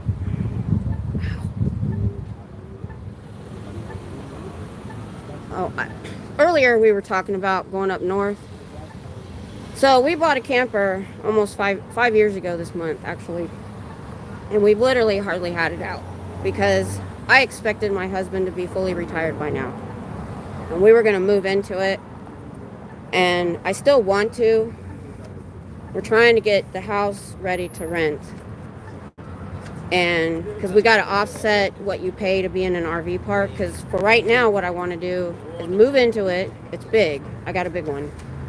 And park it up near where Tom works so he doesn't have a 2-hour commute. Now, we'll add an hour to my commute, but that's okay. I don't go as often as he does.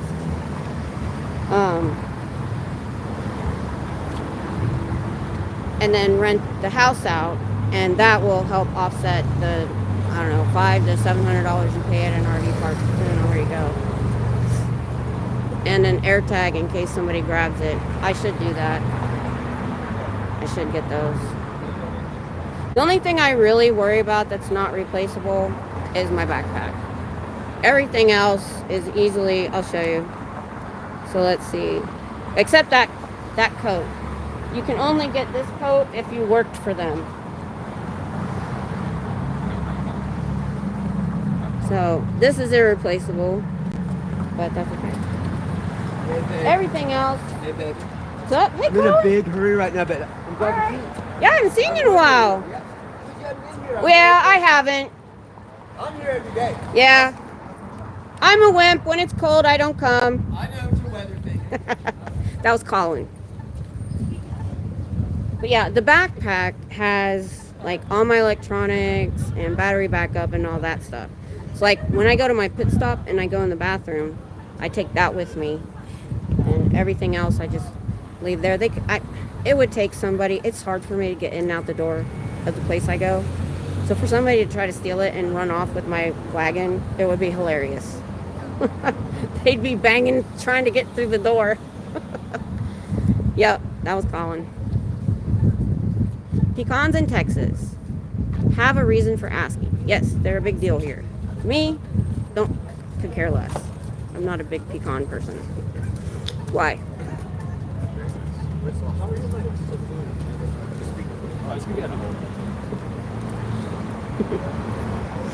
Yeah. But even when I have been here, I haven't seen him. So my husband, when we paid him back for helping me, I was packing up and my husband went with him down the street and they talked. Because I wasn't sure if he was actually homeless or just, because he had a guitar with him a lot of times.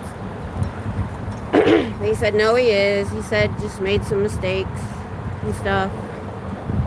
You know, I mean, a lot of us are one paycheck away from being homeless a lot of times. and like he met people at when he worked at the worst motel in North Austin. There was a lot of people staying there just because like their apartment burned down, they couldn't get a new apartment, their credit history sucked, and it's expensive to live in an apartment.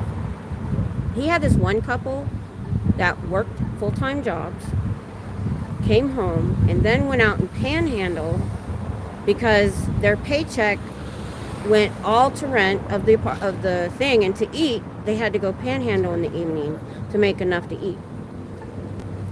And they worked full-time jobs. Every year they come home and load the camper up to the ceiling with 1-pound bags of, oh, my friend's retired, sold it. Wow, that's a lot of pecans. Wow, what do they make stuff or sell them, or? Because I know pecan pie is a big thing, you know, for sure. I don't have a big sweet tooth, so that's why. If you give me a bowl of soup or a bowl of ice cream, I'll pick the bowl of soup. And like I can only eat dark chocolate. I'm just like, and my husband's the opposite. He's sugar all the time. I never have. You don't have water anymore. But I'm probably gonna get moseying on out of here soon. It's 7. Man, this thing has a great battery, y'all. Because my other phone, maybe it's because it was getting hot, I'd be close to getting real low. And I've been here an hour and 46 minutes, and I'm still at 62%. That's something I did read about this phone. It had a really good battery. Oh, hey, MSD. That's okay. Hauls ass to Alaska and sells for $25 a pound in 2 days. Makes enough for sites for a whole year. I might steal that idea. Yeah. So I was getting to the point of the weather I like, and that's where I'm going. I said, I don't care if I have to go to Canada in the summer. They call it chasing 70. Me, when we lived in Monterey, California, if it got to 70, that was amazing. It was usually in the 60s all year round. And because it was very foggy in that bay, they built the base there on purpose because it was covered up by, you couldn't see it from the air because of the cloud cover. I didn't own a pair of shorts the 3.5 years I lived there. And the car we bought, that was back in 1990. That was back when air conditioning was optional. So we didn't get air conditioning. And guess where we went after that? Texas. So we did it for the rest of that summer in 93, all the next summer, and then Thanksgiving of that year, my husband got promoted and we bought the truck and traded in that car. Driving around this place without air conditioning was hard. They've been doing it for 8 years. They're smart. My husband, there's a school in the area that is like a 2-month school on solar power. And he still has GI Bill left over. He hasn't used it all. And I said, you know, when you retire, you should go to that school. And what we could have, you know, a lot of van lifers, full-time RVers, they want solar power. And we could do that as a side business and come to you, wherever you are, and do your solar power and set it up. Because we also need to learn to do it for us. Because I want to be able to boondock and not have to pay for sites. See, we did get, the camper we got is too big. We either need a bigger truck or trade it in on a Class C. Because I knew I wanted to move into it. And I still had my daughter's family here. It sleeps 10. It's 33 feet long. It has 2 slides. You know, the normal couch and dinette. And then the kitchen slides out, and I have an island, which is nice. 2 bunks, the dinette and couch you can sleep on, and then our room. And we have a little electric fireplace. Didn't come with a TV though, but that's okay. We're gonna do a projector with a screen. Our camper and horse trailer and golf cart all have solar panels on top. That's smart. Love to get them on my house. Just during the summer, our electric bill is $400. And we have pretty good electric company. We've been with them for years. I like them. But dang, if we rent this house, I'm literally going to drop their rent $100 for July and August because of the. You'd have to take all the walls apart and upgrade the insulation, and I can't do it. We figured out we don't have very good insulation. And we're about to put on a new roof. That's kind of what we've been wanting to do. We want to put a metal roof on because the house is 26 years old. It needs a new roof. Actually, it's older than that.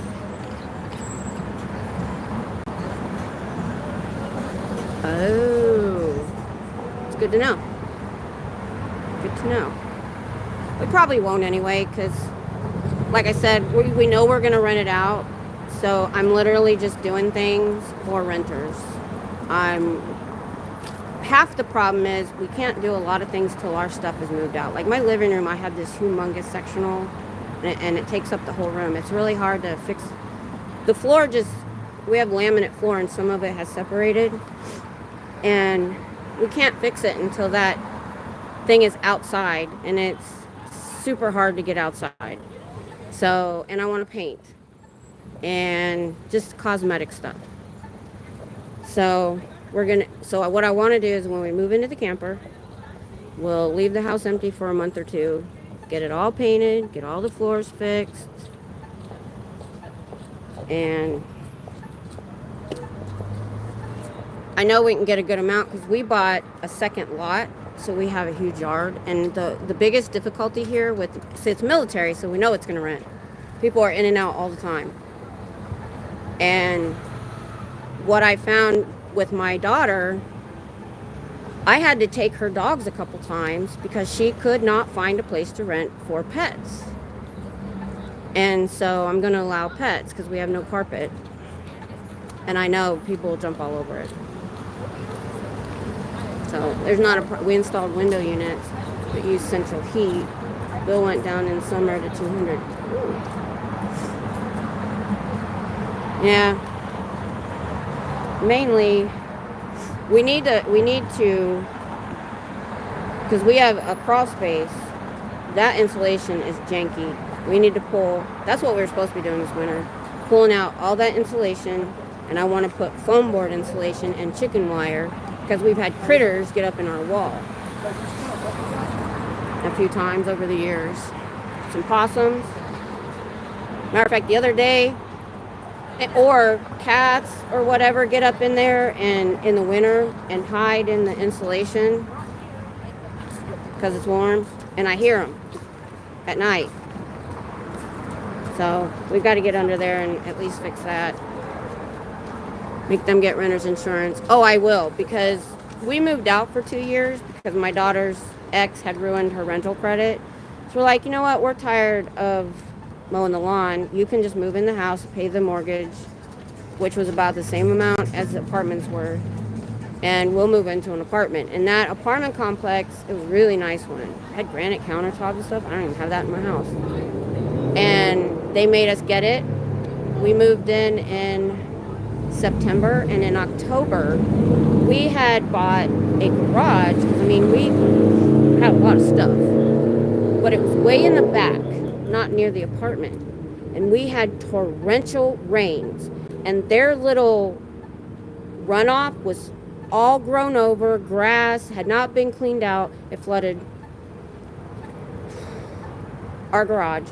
This was stuff that was on my bookshelves for 20 years in my house that got ruined because it was literally 7 to 8 inches of water, and we didn't put anything on pallets because we were slowly moving stuff into the apartment. I lost a third of my books. I had 8 bookshelves of books. I don't anymore. And a bunch and pictures. My parents' wedding pictures. But we did get reimbursed because we had the renter's insurance. So, yeah, I'm definitely doing that. For sure. I know. Doing my head. Doing my heading. I know. It was, and it was all one-story apartments. And the way it worked is it was like almost a horseshoe.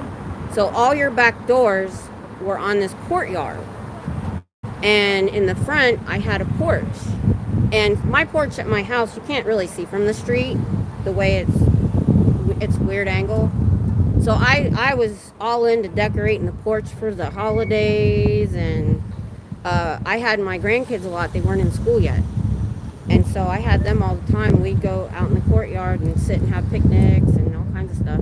It was fun. I liked it. It was no carpet. The kitchen was huge. Love kitchens. Love living there. But then my daughter was like, I don't want to do this anymore. I was like, okay. I didn't know we were going to move in and move right back out again. So it was kind of a mistake, because once you put all the moving costs in, and that it was a little bit more than our mortgage, we ended up filling out way too much money. I didn't even know back then. This was like 2015, 2016. I didn't even know you could co-sign for an apartment. I would have rather done that. Because since we've moved back, I still have stuff in boxes. Now, I had every year, twice a year, I would go in and redo closets and Tetris that shit in my closet. Now, I have empty shelves and cupboards because I haven't been able to put everything back where I had it before, and it's been a pain in the butt. Oh, by the way, so I'm about to finally kill all the spiders in my craft room that have taken over, and I'm gonna go in there and like clean it up. It's a mess. So I thought about just setting up the tripod and y'all can help me clean it. I don't know. It's just something I was thinking about doing. Yeah, I had to learn how to, marble countertops, you have to use special cleaner. I didn't even know that. And you know, the apartment didn't tell us that. I had a caretaker who was still with me then, and she would come in and help me clean and stuff like that. And she's the one that told me. I'm like, wouldn't you want to tell your renters how to take care of the granite countertops so they don't ruin it? I found spraying white vinegar worked to get rid of spiders really well. Okay, I'm gonna try to do that. Because I haven't bought the bombs yet. I want a bomb. But then all that stuff's... Whoop, I disconnected for a second. It's still good. I have fabric in there, and I don't know if I want the chemicals all over it. Because I pre-washed all my fabric. It's already been washed. Okay.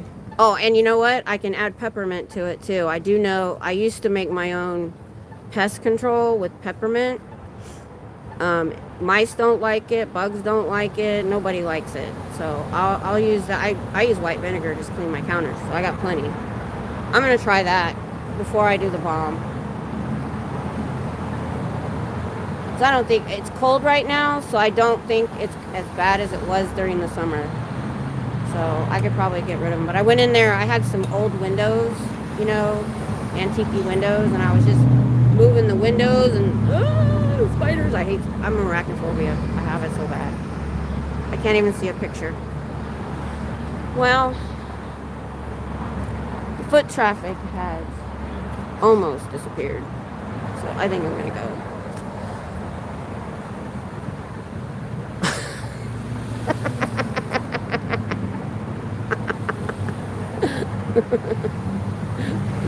Heading. I don't know what, I try to shorten it. You want do? Do. That was funny.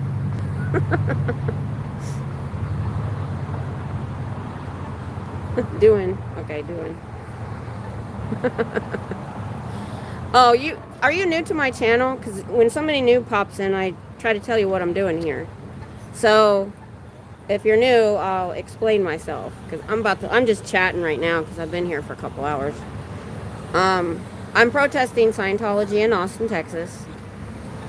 2 years ago, I didn't know anything, and now we have about 200 channels of about 100 protest channels and about 100 like ex-members or other activists all working and doing the same thing. And they opened up across from the University of Texas last year, a year ago, and trying to get these college students sucked in. So I come down and I have my sign. I try to educate them about Scientology and to stay away from them. I let the people inside know who are also victims. Most of them are second and third generation. They've been indoctrinated as kids and don't know any better. But there's 2 foundations that'll help them escape.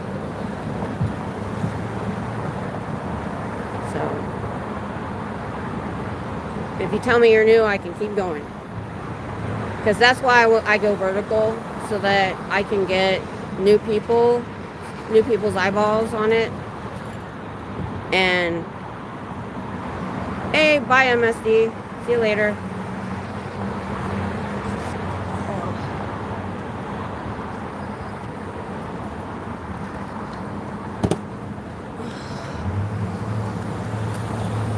But most of the people on here is pretty regular on my channel and help me do this.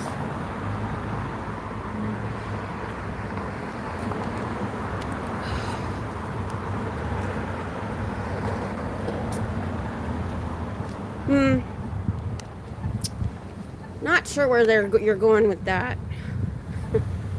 But either way, while I'm still here, I'm going to make sure that they don't suck anybody into this abusive cult.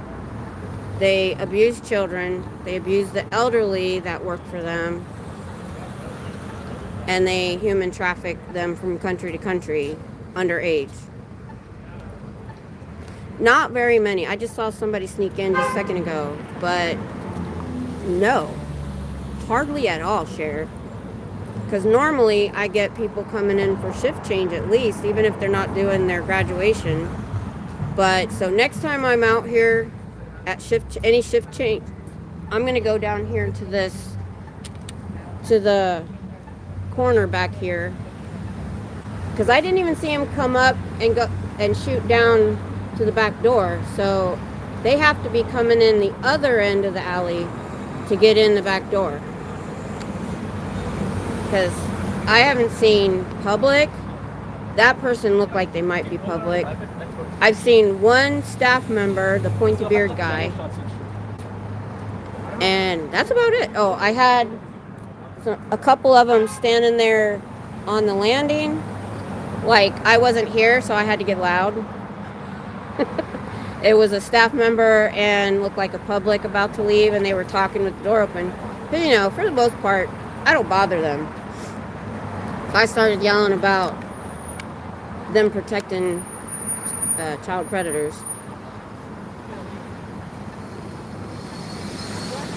Yes, doing. Yeah. So, this religion was started in 1950 by a science fiction writer who wanted to make money. But he died in the 80s and somebody else took over. And they have $1 billion in the bank. Because it's a money-making scheme. And because they line the pockets of some police departments and city council members, no one has investigated them like they have other cults. And my sign says, why is Scientology is a cult? Ask me why. Because religions you can leave. Sea Org in here, which is their slave labor, there's 3 levels of members.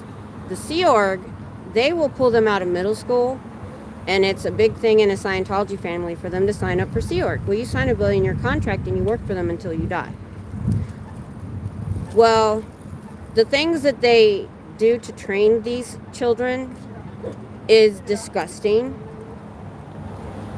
They find the worst things on the dark web to yell at them until they can show no emotion.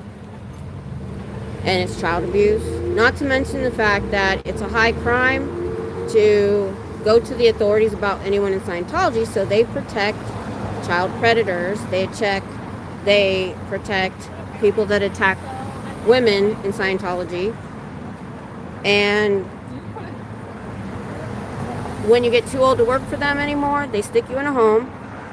They take credit cards out in your name without your knowledge.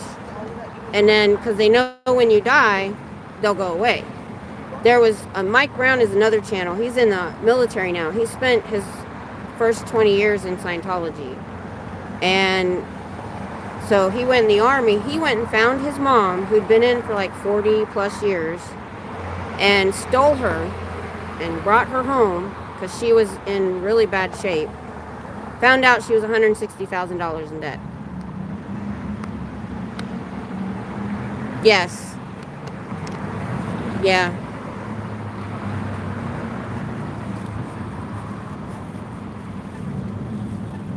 Yep. They close up their doors and all their blinds and hide when I'm here. Oh, I agree with you there, doing. That was a question on Jeopardy. No one got it. Oh, really? The reason I'm here is because they bought this building 55 years ago, but they were out of it for a few years refurbishing it, and when they did their grand reopening last February, and I found out, and I'd only been studying about this thing for about a year. I did a deep dive and learned a lot from ex-members who've escaped. I started coming down here because it's literally across the street from the University of Texas, and they try to get these young people that are away from home sucked in, and they love bomb you at first. They're like, oh, you know, it's great, come in, blah blah blah, and then it's insidious and slow. They've been hiding in secret for 70 years, but now people like me and ex-members are on, and people have written books. Oh God.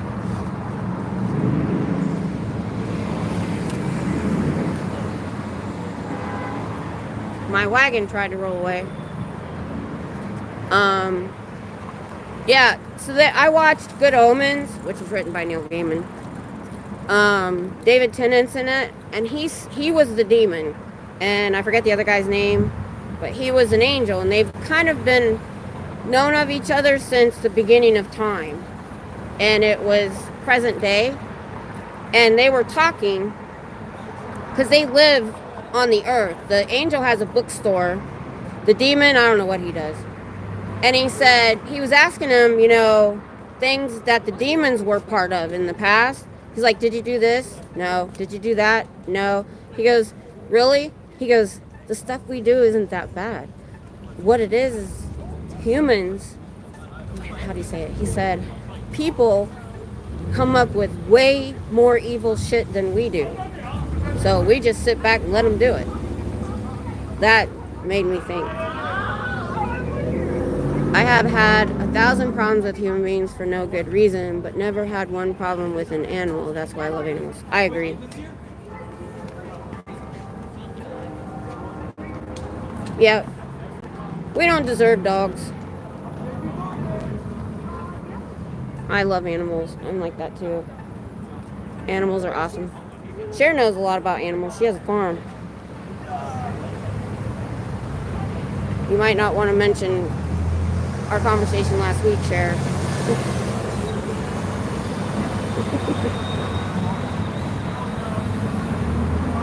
But yeah, I'm here. I mean, I've never been an activist ever. But when I found out what it is what upsets me is nobody in our government in the United States. Now we have people that are doing this all over the world, and there are other countries have banned them. They're investigating them. They don't allow them church status. The United States is doing nothing, and they've been around for 70 years, 75 years. They did lose their tax-exempt status once, but they got it back in the 90s because the newer leader, the old one, died. He sued the IRS, 2,200 different lawsuits, either at the IRS or to individual agents. He bullied them into giving him the tax-exempt status back because they've got so much money to throw around.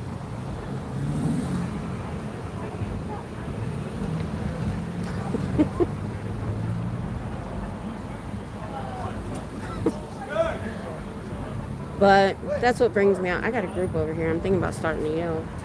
I don't want to.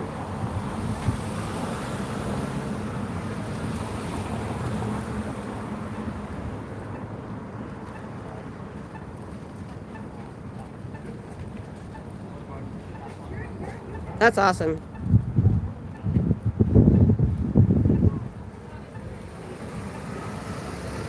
The only reason I really don't that much is because I don't want to get in trouble and get, something wrong that I can't come here anymore. But you go with your bad self. I did call when they were setting up the week prior and I wasn't live yet. It might have been the day I went live. They were playing their music like ridiculously loud and they had all these screens trying to block us. And and we knew that they were trying to get people for being loud. And I'm like, so I called the police department on the non-emergency line. And I said, yeah, I'm out here at such and such a street and there's somebody over here playing ridiculously loud music. I go, I'm just visiting, but this is very annoying. And is it even legal to be that loud? I don't remember what exactly I said, but it was like, needless to say, a little while later it went off. I was like, that was the first thing I did. Got him.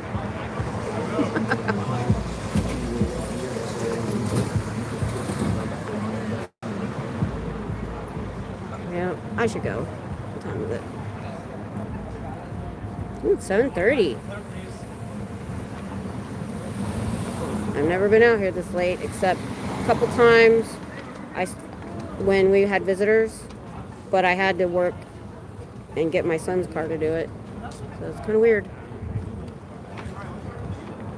But I should go home. Tomorrow night, the subject's going to be movies and books. That seems to be a fun topic that everybody likes. Movies, book. I did K-pop I did K-pop last Saturday, and I guess I went off for a little while, and people thought that I got a copyright strike. I actually didn't. What I got was that video can't be monetized. And I'm like, oh, okay. I was going to delete it because it was just a late night chat anyway. So I put it private because I want to go in and read it again. But the quick read said that I just can't monetize. Well, the thing is, I don't have ads turned on anyway.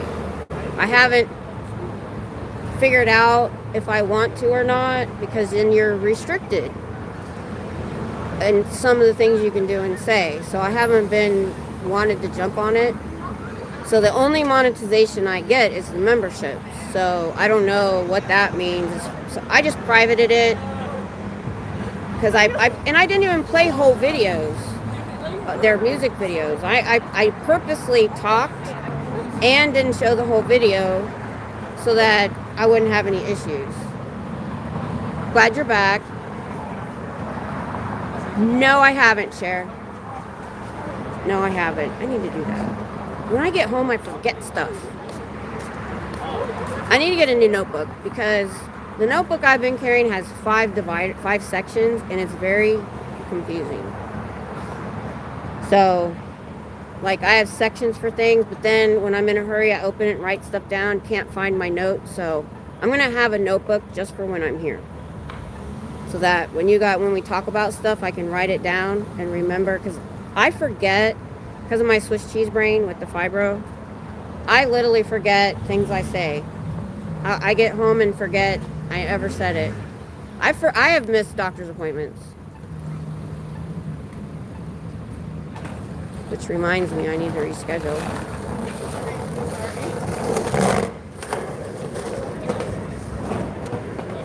So, like I said, I need to have a dedicated notebook for just Scientology stuff.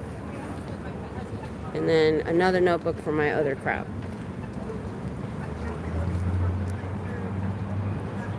Yeah, Hellgear, me too. Same thing, or I'll have that going. I had a day planner, but I never got it out and actually used it. So I'm going to get a new one for this year and try to, get in a routine of looking at it on a regular basis.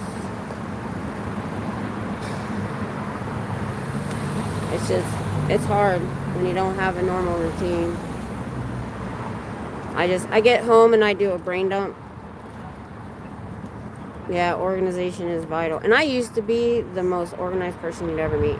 I am an office supply aholic.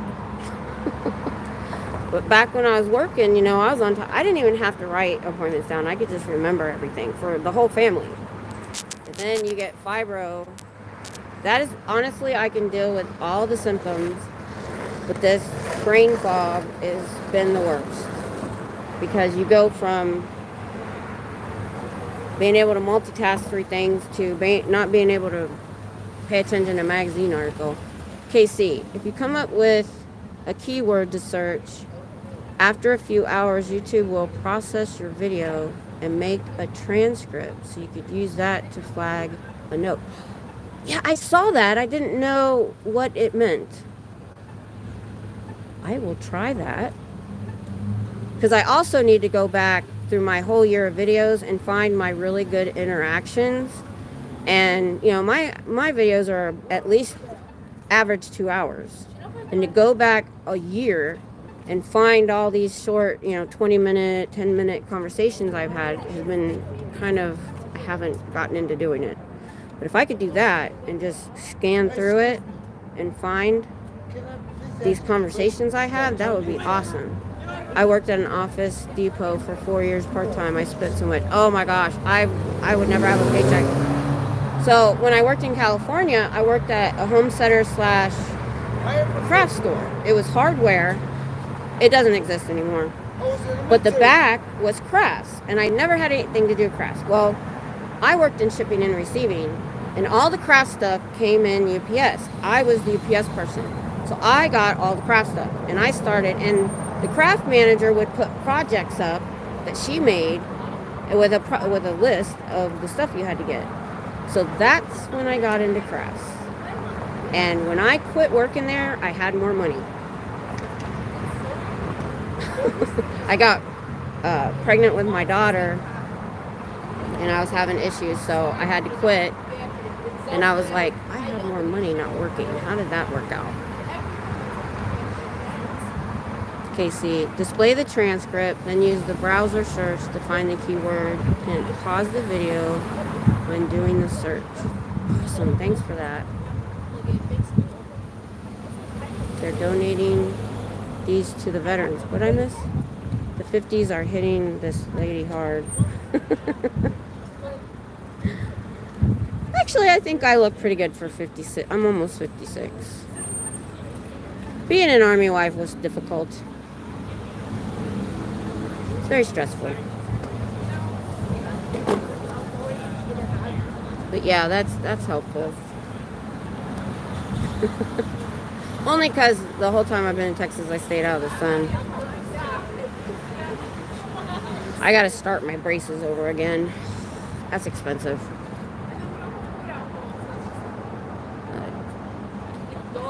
Good luck, dude. I'm out here protesting against a multi-billion-dollar corporation that attacks protesters, and the least thing I'm worried about is how I look, guy.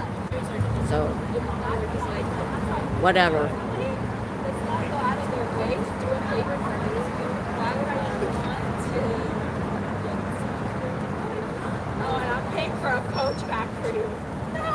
I mean, I've had homeless people attack me. What somebody says in my chat is the least of my worries.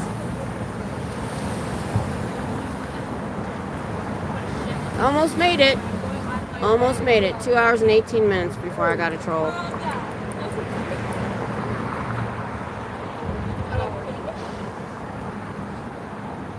Just, how sad is somebody's life that when they're scrolling through their shorts, they got a comment?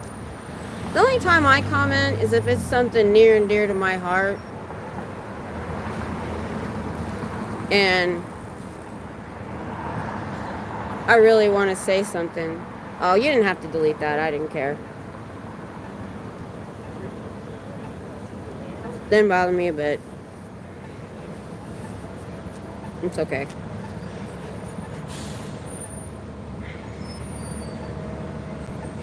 Yeah. Like I said, I really meant what I said. It doesn't bother me. Yeah, it was rude. It was rude. Well, that's what I'm saying.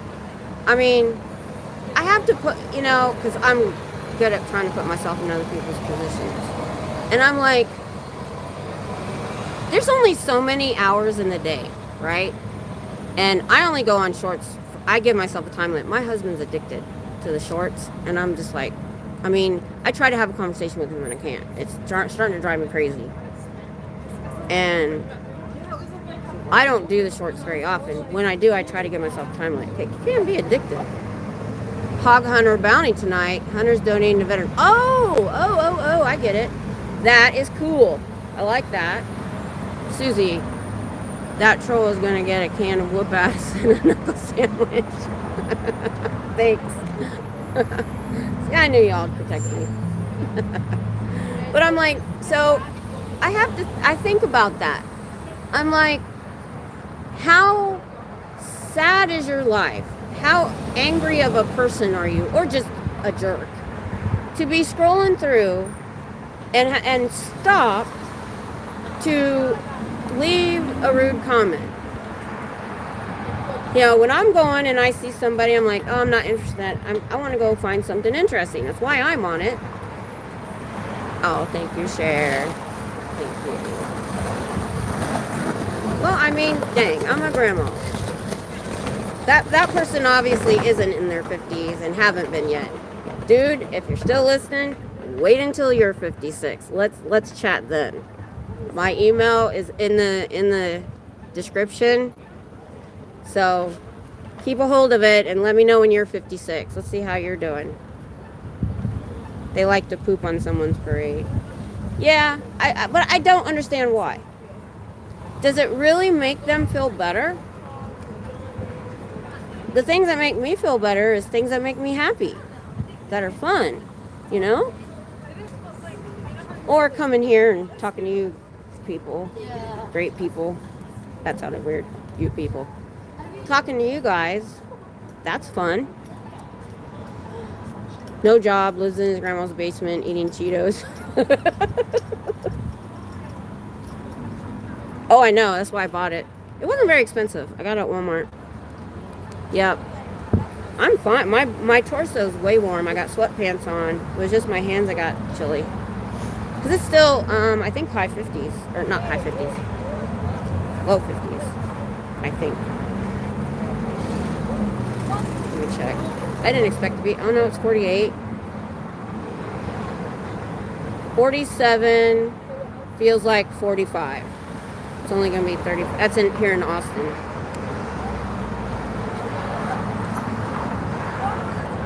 Yeah. Thank y'all. I've had them forever. I literally only wear them a few days a year. I thought I couldn't find them. I looked through all of my drawers. Because I haven't seen them since last winter. And darn if they weren't in the pocket of my coat. The last place I looked. I used to have isotoners, and I lost those. I don't know where they went. These are a lot like isotoners. I was showing you my winter coat. This is really all I have. It's this. But I worked at Saturn back in like 2000, and I bought this coat. That's how old that is. 26 years old, and it still looks good because I hardly ever wear it. Oh, my scarf fell on me out. Oh, whoops. So they'd have me do so. Where's my hot coffee? Right, and I'd work with them. Oh, I need to go soon. I got a free Hail Zeno hoodie from Bloom for Good as a prize for TS Tiny Org photo contest. I remember that, Hellgear. I totally remember that. That is so cool. Somebody threw a turd in the pool.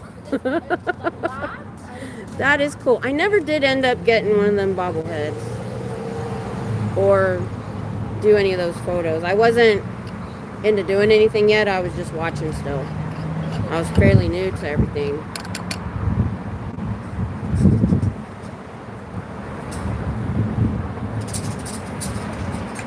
I need to get on top of these tie-dye shirts I want to make. I haven't gotten them out. I accidentally Like when I'm shopping on Amazon, I throw things in the cart, right? And then I'll go through the cart and I'll get rid of whichever one I don't want because I'm big into reading user reviews. Well, somehow I accidentally bought 2 tie-dye kits with like all these colors. I can do like a bunch. So I'm gonna make, because my tie-dye that everybody liked is so old it's getting holes in it. And I'm gonna put SPTV or my channel or something on it somewhere. Because I also bought fabric paint to write. I'm waiting for Dan's TED contest winners to be announced. What's up? I want to release my entire pick. Soft and... Oh, that's good. I'm glad it's good quality. That's fine, Scooter Mom. I did that on purpose. So we'll talk about it later. I'll text you.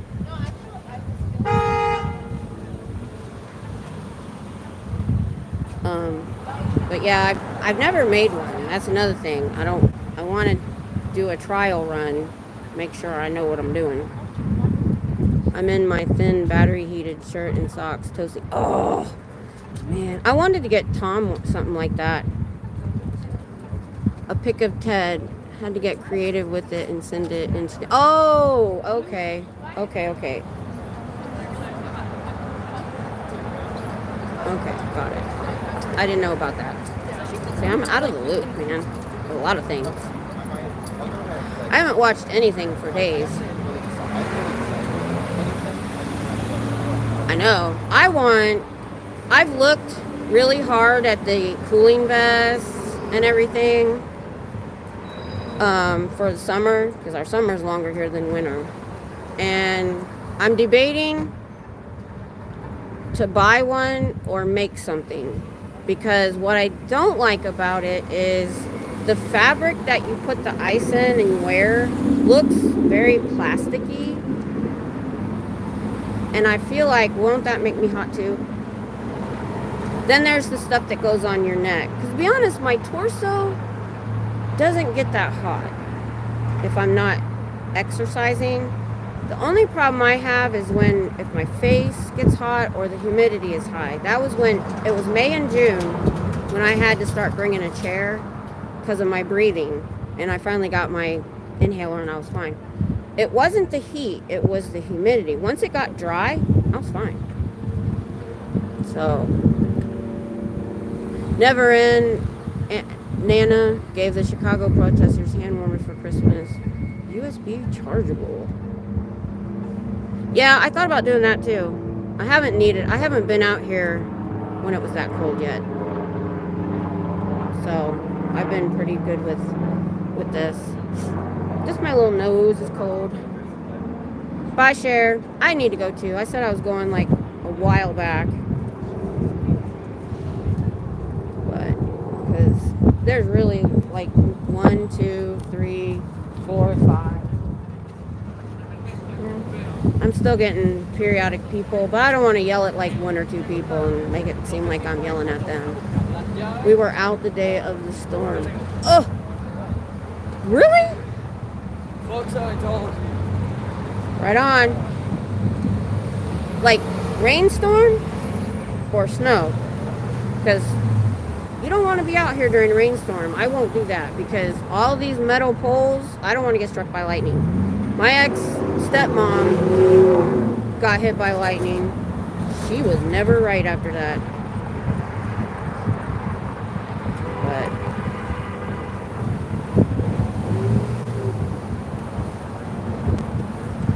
gotta be careful about that. So I don't mind rain. I can stand, as long as it's not cold, I can stand in the rain all day long, but I don't want to get struck by lightning. That's why even if it's cloudy and just scattered showers and I know I could come down here, I don't. This Tuesday's winter storm. You were out here for that? You crazy, Hitzel. You crazy. But I'm glad you're out here. Because I skipped. I'm like, no. If it's below freezing, you can forget it. The coldest I've been out here was like 43. That's it. 40. No, that's 45. I think it was like 43 when I left. Matter of fact, right now it's like that. I gotta get gloves with the little finger thingy majigger. Dang, I gotta watch that live. No joke. Me too. Still 40, feels like 45, which is about what it was last time I was out here. Which is surprising for it being after dark. I'm just glad we don't have to run water again, like we were the last few days. Why is it snowing in Florida and Texas? I don't know. I don't know. The weather's crazy everywhere. Oh. This is crazy everywhere. Because normally, we have like 3 days that freeze. We've had like a good two weeks, maybe going into 3. Split up, but still. I haven't posted the videos. We were off videos most of the day. Only went live at the Capitol. Oh, that's cool. Well, more power to you. I'm wimpy. I've been in Texas too long. We went out today, or yesterday, just to go to Lowe's. And I had this on. I was freezing. Oh, I got to tell you about what happened, y'all. So, I'll tell Cher about it tomorrow night. So, I'm going to post the video. It took me a while to get my live stream turned on. This blankety blank stalked me and my husband to the store because he did something wrong. I'll tell you what happened. So, we're at an intersection where both lanes turn left. Okay? And we're in the inside lane. Now, I expect people to cut the corner and stuff. They do that crap all the time, and I watch for it. This blankety blank did a left-hand turn in front of us and took our lane. Literally, all I could see was his driver's door. And I'm like, are you kidding? And I told Tom to honk, and he said, no, I'm too busy turning. So I rolled down my window, and I said, you took our lane, you jerk. You know, because as we came up beside him, and he acted like he didn't see me. You know how people are. If they don't see you, they didn't do anything wrong. So we go on, end up at our destination, and we're getting... So this guy followed us all the way to where we were going, waited while we got my slow butt out of the truck, and as I turn, I see him, and I know it's him because the way he's sitting there, you can tell. And he rolls down his way, he goes, do you feel better? I said, yeah, because next time you're in that situation, you'll remember me and you'll drive right. And then he starts calling me a bitch. And I said, well, I'd rather be a bitch than not know how to drive. And he just kept on with the bitch over and over again. And I'm like, you're the one that effed up, guy. And you're the one that stalked me to here. So I get my phone out, and I should have just recorded because it took me a while to get the live stream started. I should have just recorded it and put it on. And so I get it, and I'm walking. I'm like not very far from his truck, and he's trying to threaten my husband. He's saying things like, "She's gonna get you in trouble." Now, first of all, I'm only reacting to his mouth. He started calling me, and I called him a jackass. I go, well, you're a jackass, you don't know how to drive. I stayed on the subject. I'm like, you need to learn how to drive. So I get it turned on, and I said, okay, we're live. You want to keep saying that? Now he wants to leave. So I got his license plate number. I got him. That way, if we came out and our tires were slashed, we know who did it. So I was going to post it anyway, because I told him I would, with my story first. And yes, I called him names, but after he called me names first. And I only called him a jackass. But I said, he goes, well, you're just a bitch. And I'm like, I know I was saying, I shouldn't have said it, but. And I'm like, well, I'd rather be that than, and know how to, I don't know if I said, I'd rather be that and know how to drive, but I think I said, I'd rather be that than not know how to drive. I'm like, how do you not, there's dots on the road. So you know where your lane is. I call it driving by braille, when you've got dotted lines to show you where to go. I wear that title proudly. Hey, pup. I was just talking about my road rager that effed up and almost caused us an accident, and then stalked me to the store we went to and waited for me to get out of the truck so he could call me a bitch.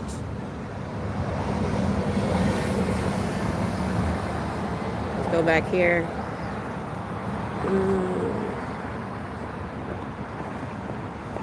Yeah, crazy people. I know. Me too. Me too. Like I said, people don't bother me with name calling. It doesn't bother me. I don't even take it personally. I didn't even care. And I stayed with I told you guys in my little video, I said I always stick with the subject. I won't let them, you saw me when people have come at me. I stay with the subject. I don't let them reduce me to just name calling. I kept on well, you're the one that took our lane. You're the one that don't know how to drive. I kept on that, and he just wanted to call me a bitch the whole time. And I'm like, he's like, does it make you feel better? I wish I would have asked him, did that make you feel better? But I didn't even go there. I just said, well, at least I know how to drive. And he was like my age. If he wasn't, he looked my age. And I'm just like, so you F up, you almost cause an accident, you follow us and stalk us so that you can call me names. I don't understand people. I don't. The reason I do get that upset about when people almost cause me an accident, because I've been in pain since 1988. And that's where all of my stuff started, because this a-hole was racing and was the second car to run through a red light. When you're coming up to a light, I was slowing down because it was a side street. And so my light turned green, and I hadn't even sped up yet, and I see a car run the red light. And I'm like, jerk, you don't expect a second car to run the red light. So I go on through. The road they're on is 35 miles an hour. This guy hit my little car so hard that I spun around and end up in a field on the opposite corner of the intersection. All I remember is looking down, and my gear shift was this way. He had moved my engine over, and I ended up with a messed up neck. And here's the kicker. I was on my second day on the job for delivering for Pizza Hut. This was a fairly small town, and it was back when they had just started the Pizza Hut delivery only stores. It wasn't a restaurant. It was such a small town that the Domino's was in the same kind of end of town. There's only one or two main roads through town. So we're passing each other all the time. This was a Domino's driver that was racing and ran a red light and hit me and totaled my car on Friday the 13th. And we never went to court, which I wanted to do. I had a crappy lawyer. Oh, was he back? What'd I miss? I was talking, when I start talking. Oh, see? Somebody else.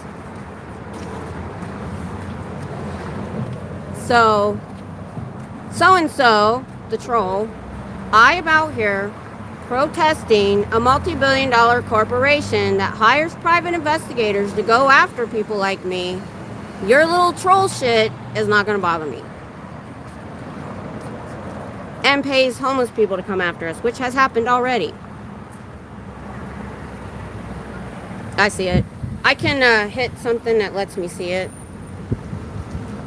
I knew you were in an accident, but I never heard about what happened. Oh, yeah. So I was 19. My son was 5 months old. I couldn't even hold him for several weeks. And I ended up going back to work early because I had no income, and it was workers' comp because I was on the job, and I never got anything for it. That's why when I got injured at work this last time in 2008, I didn't want it to be workers' comp. People were saying that I was faking it from work, and I'm like, no, I didn't want this to be workers' comp. I just wanted to go and let my doctor deal with it. But yeah, that's what happened. I barely got enough money out of it to replace the cheap little car. I had a 87 Dodge Colt. It was only a year and a half old. I love that little car. Because I bought it my senior year. So I didn't do a lot of the fun stuff around graduation because I was working to pay for my car.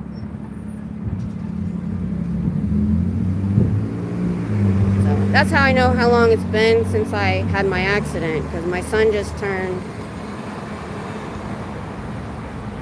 This is 25. 37. So it's been 37 years since my accident. Yeah, when they did the x-rays on my neck, you know how the back of your neck curves? Mine was straight. That isn't not the worst of it. That I lived with for many, many, many years. And didn't even know there was... I didn't even know there was, like, anything to help it. Because workers' comp they didn't want to do anything. And I was 19, I didn't know any better. And then the next year... Well, the 2 years later, when they wanted to finally settle, I was on my way to California.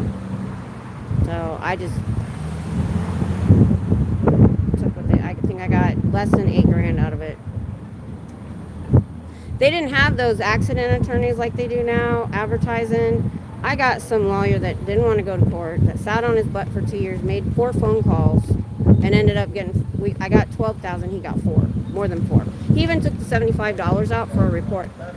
So I got $8,925. Which is... My car was that much. So, yeah, that's where it kind of all started. But I lived with that from, like... I didn't even get treatment for it till 2005. And only because the job I wanted... it was a contractor at the police station, my last job I had, you had to have a disability to work for the company. So I had to go get it documented. Minnesota goodbyes. Oh, no! No, not me. I would never do that. That's because I have to load up and walk 2 blocks and load up my car. And I'm trying to put that off as much as I can. You're right. I need to go. Thank you, Scooter Mom. Scooter Mom's always helping me out. I appreciate it. I do need to go, y'all. You know how I forget who it was. I think it was Papa Smurf or somebody. We were on here and I was talking about talking a lot. And he goes, Miss Kim, talk too much? Not me. I know she is. I know. Yeah. Alright, I am going. If you can stop by tomorrow night, Scooter Mom, I'd love it, but I understand what's going on with you. And if y'all want to come by, I'm gonna bring me your favorite movies or TV. That's always a fun topic. I get all kinds of ideas. We might even go into books. I don't care. Because I get so many good ideas from you guys. It's super fun. So I'm going now. Y'all have a good week if I don't see you tomorrow. Oh, and Sunday is still Dianetics. We're almost done. Bye, y'all.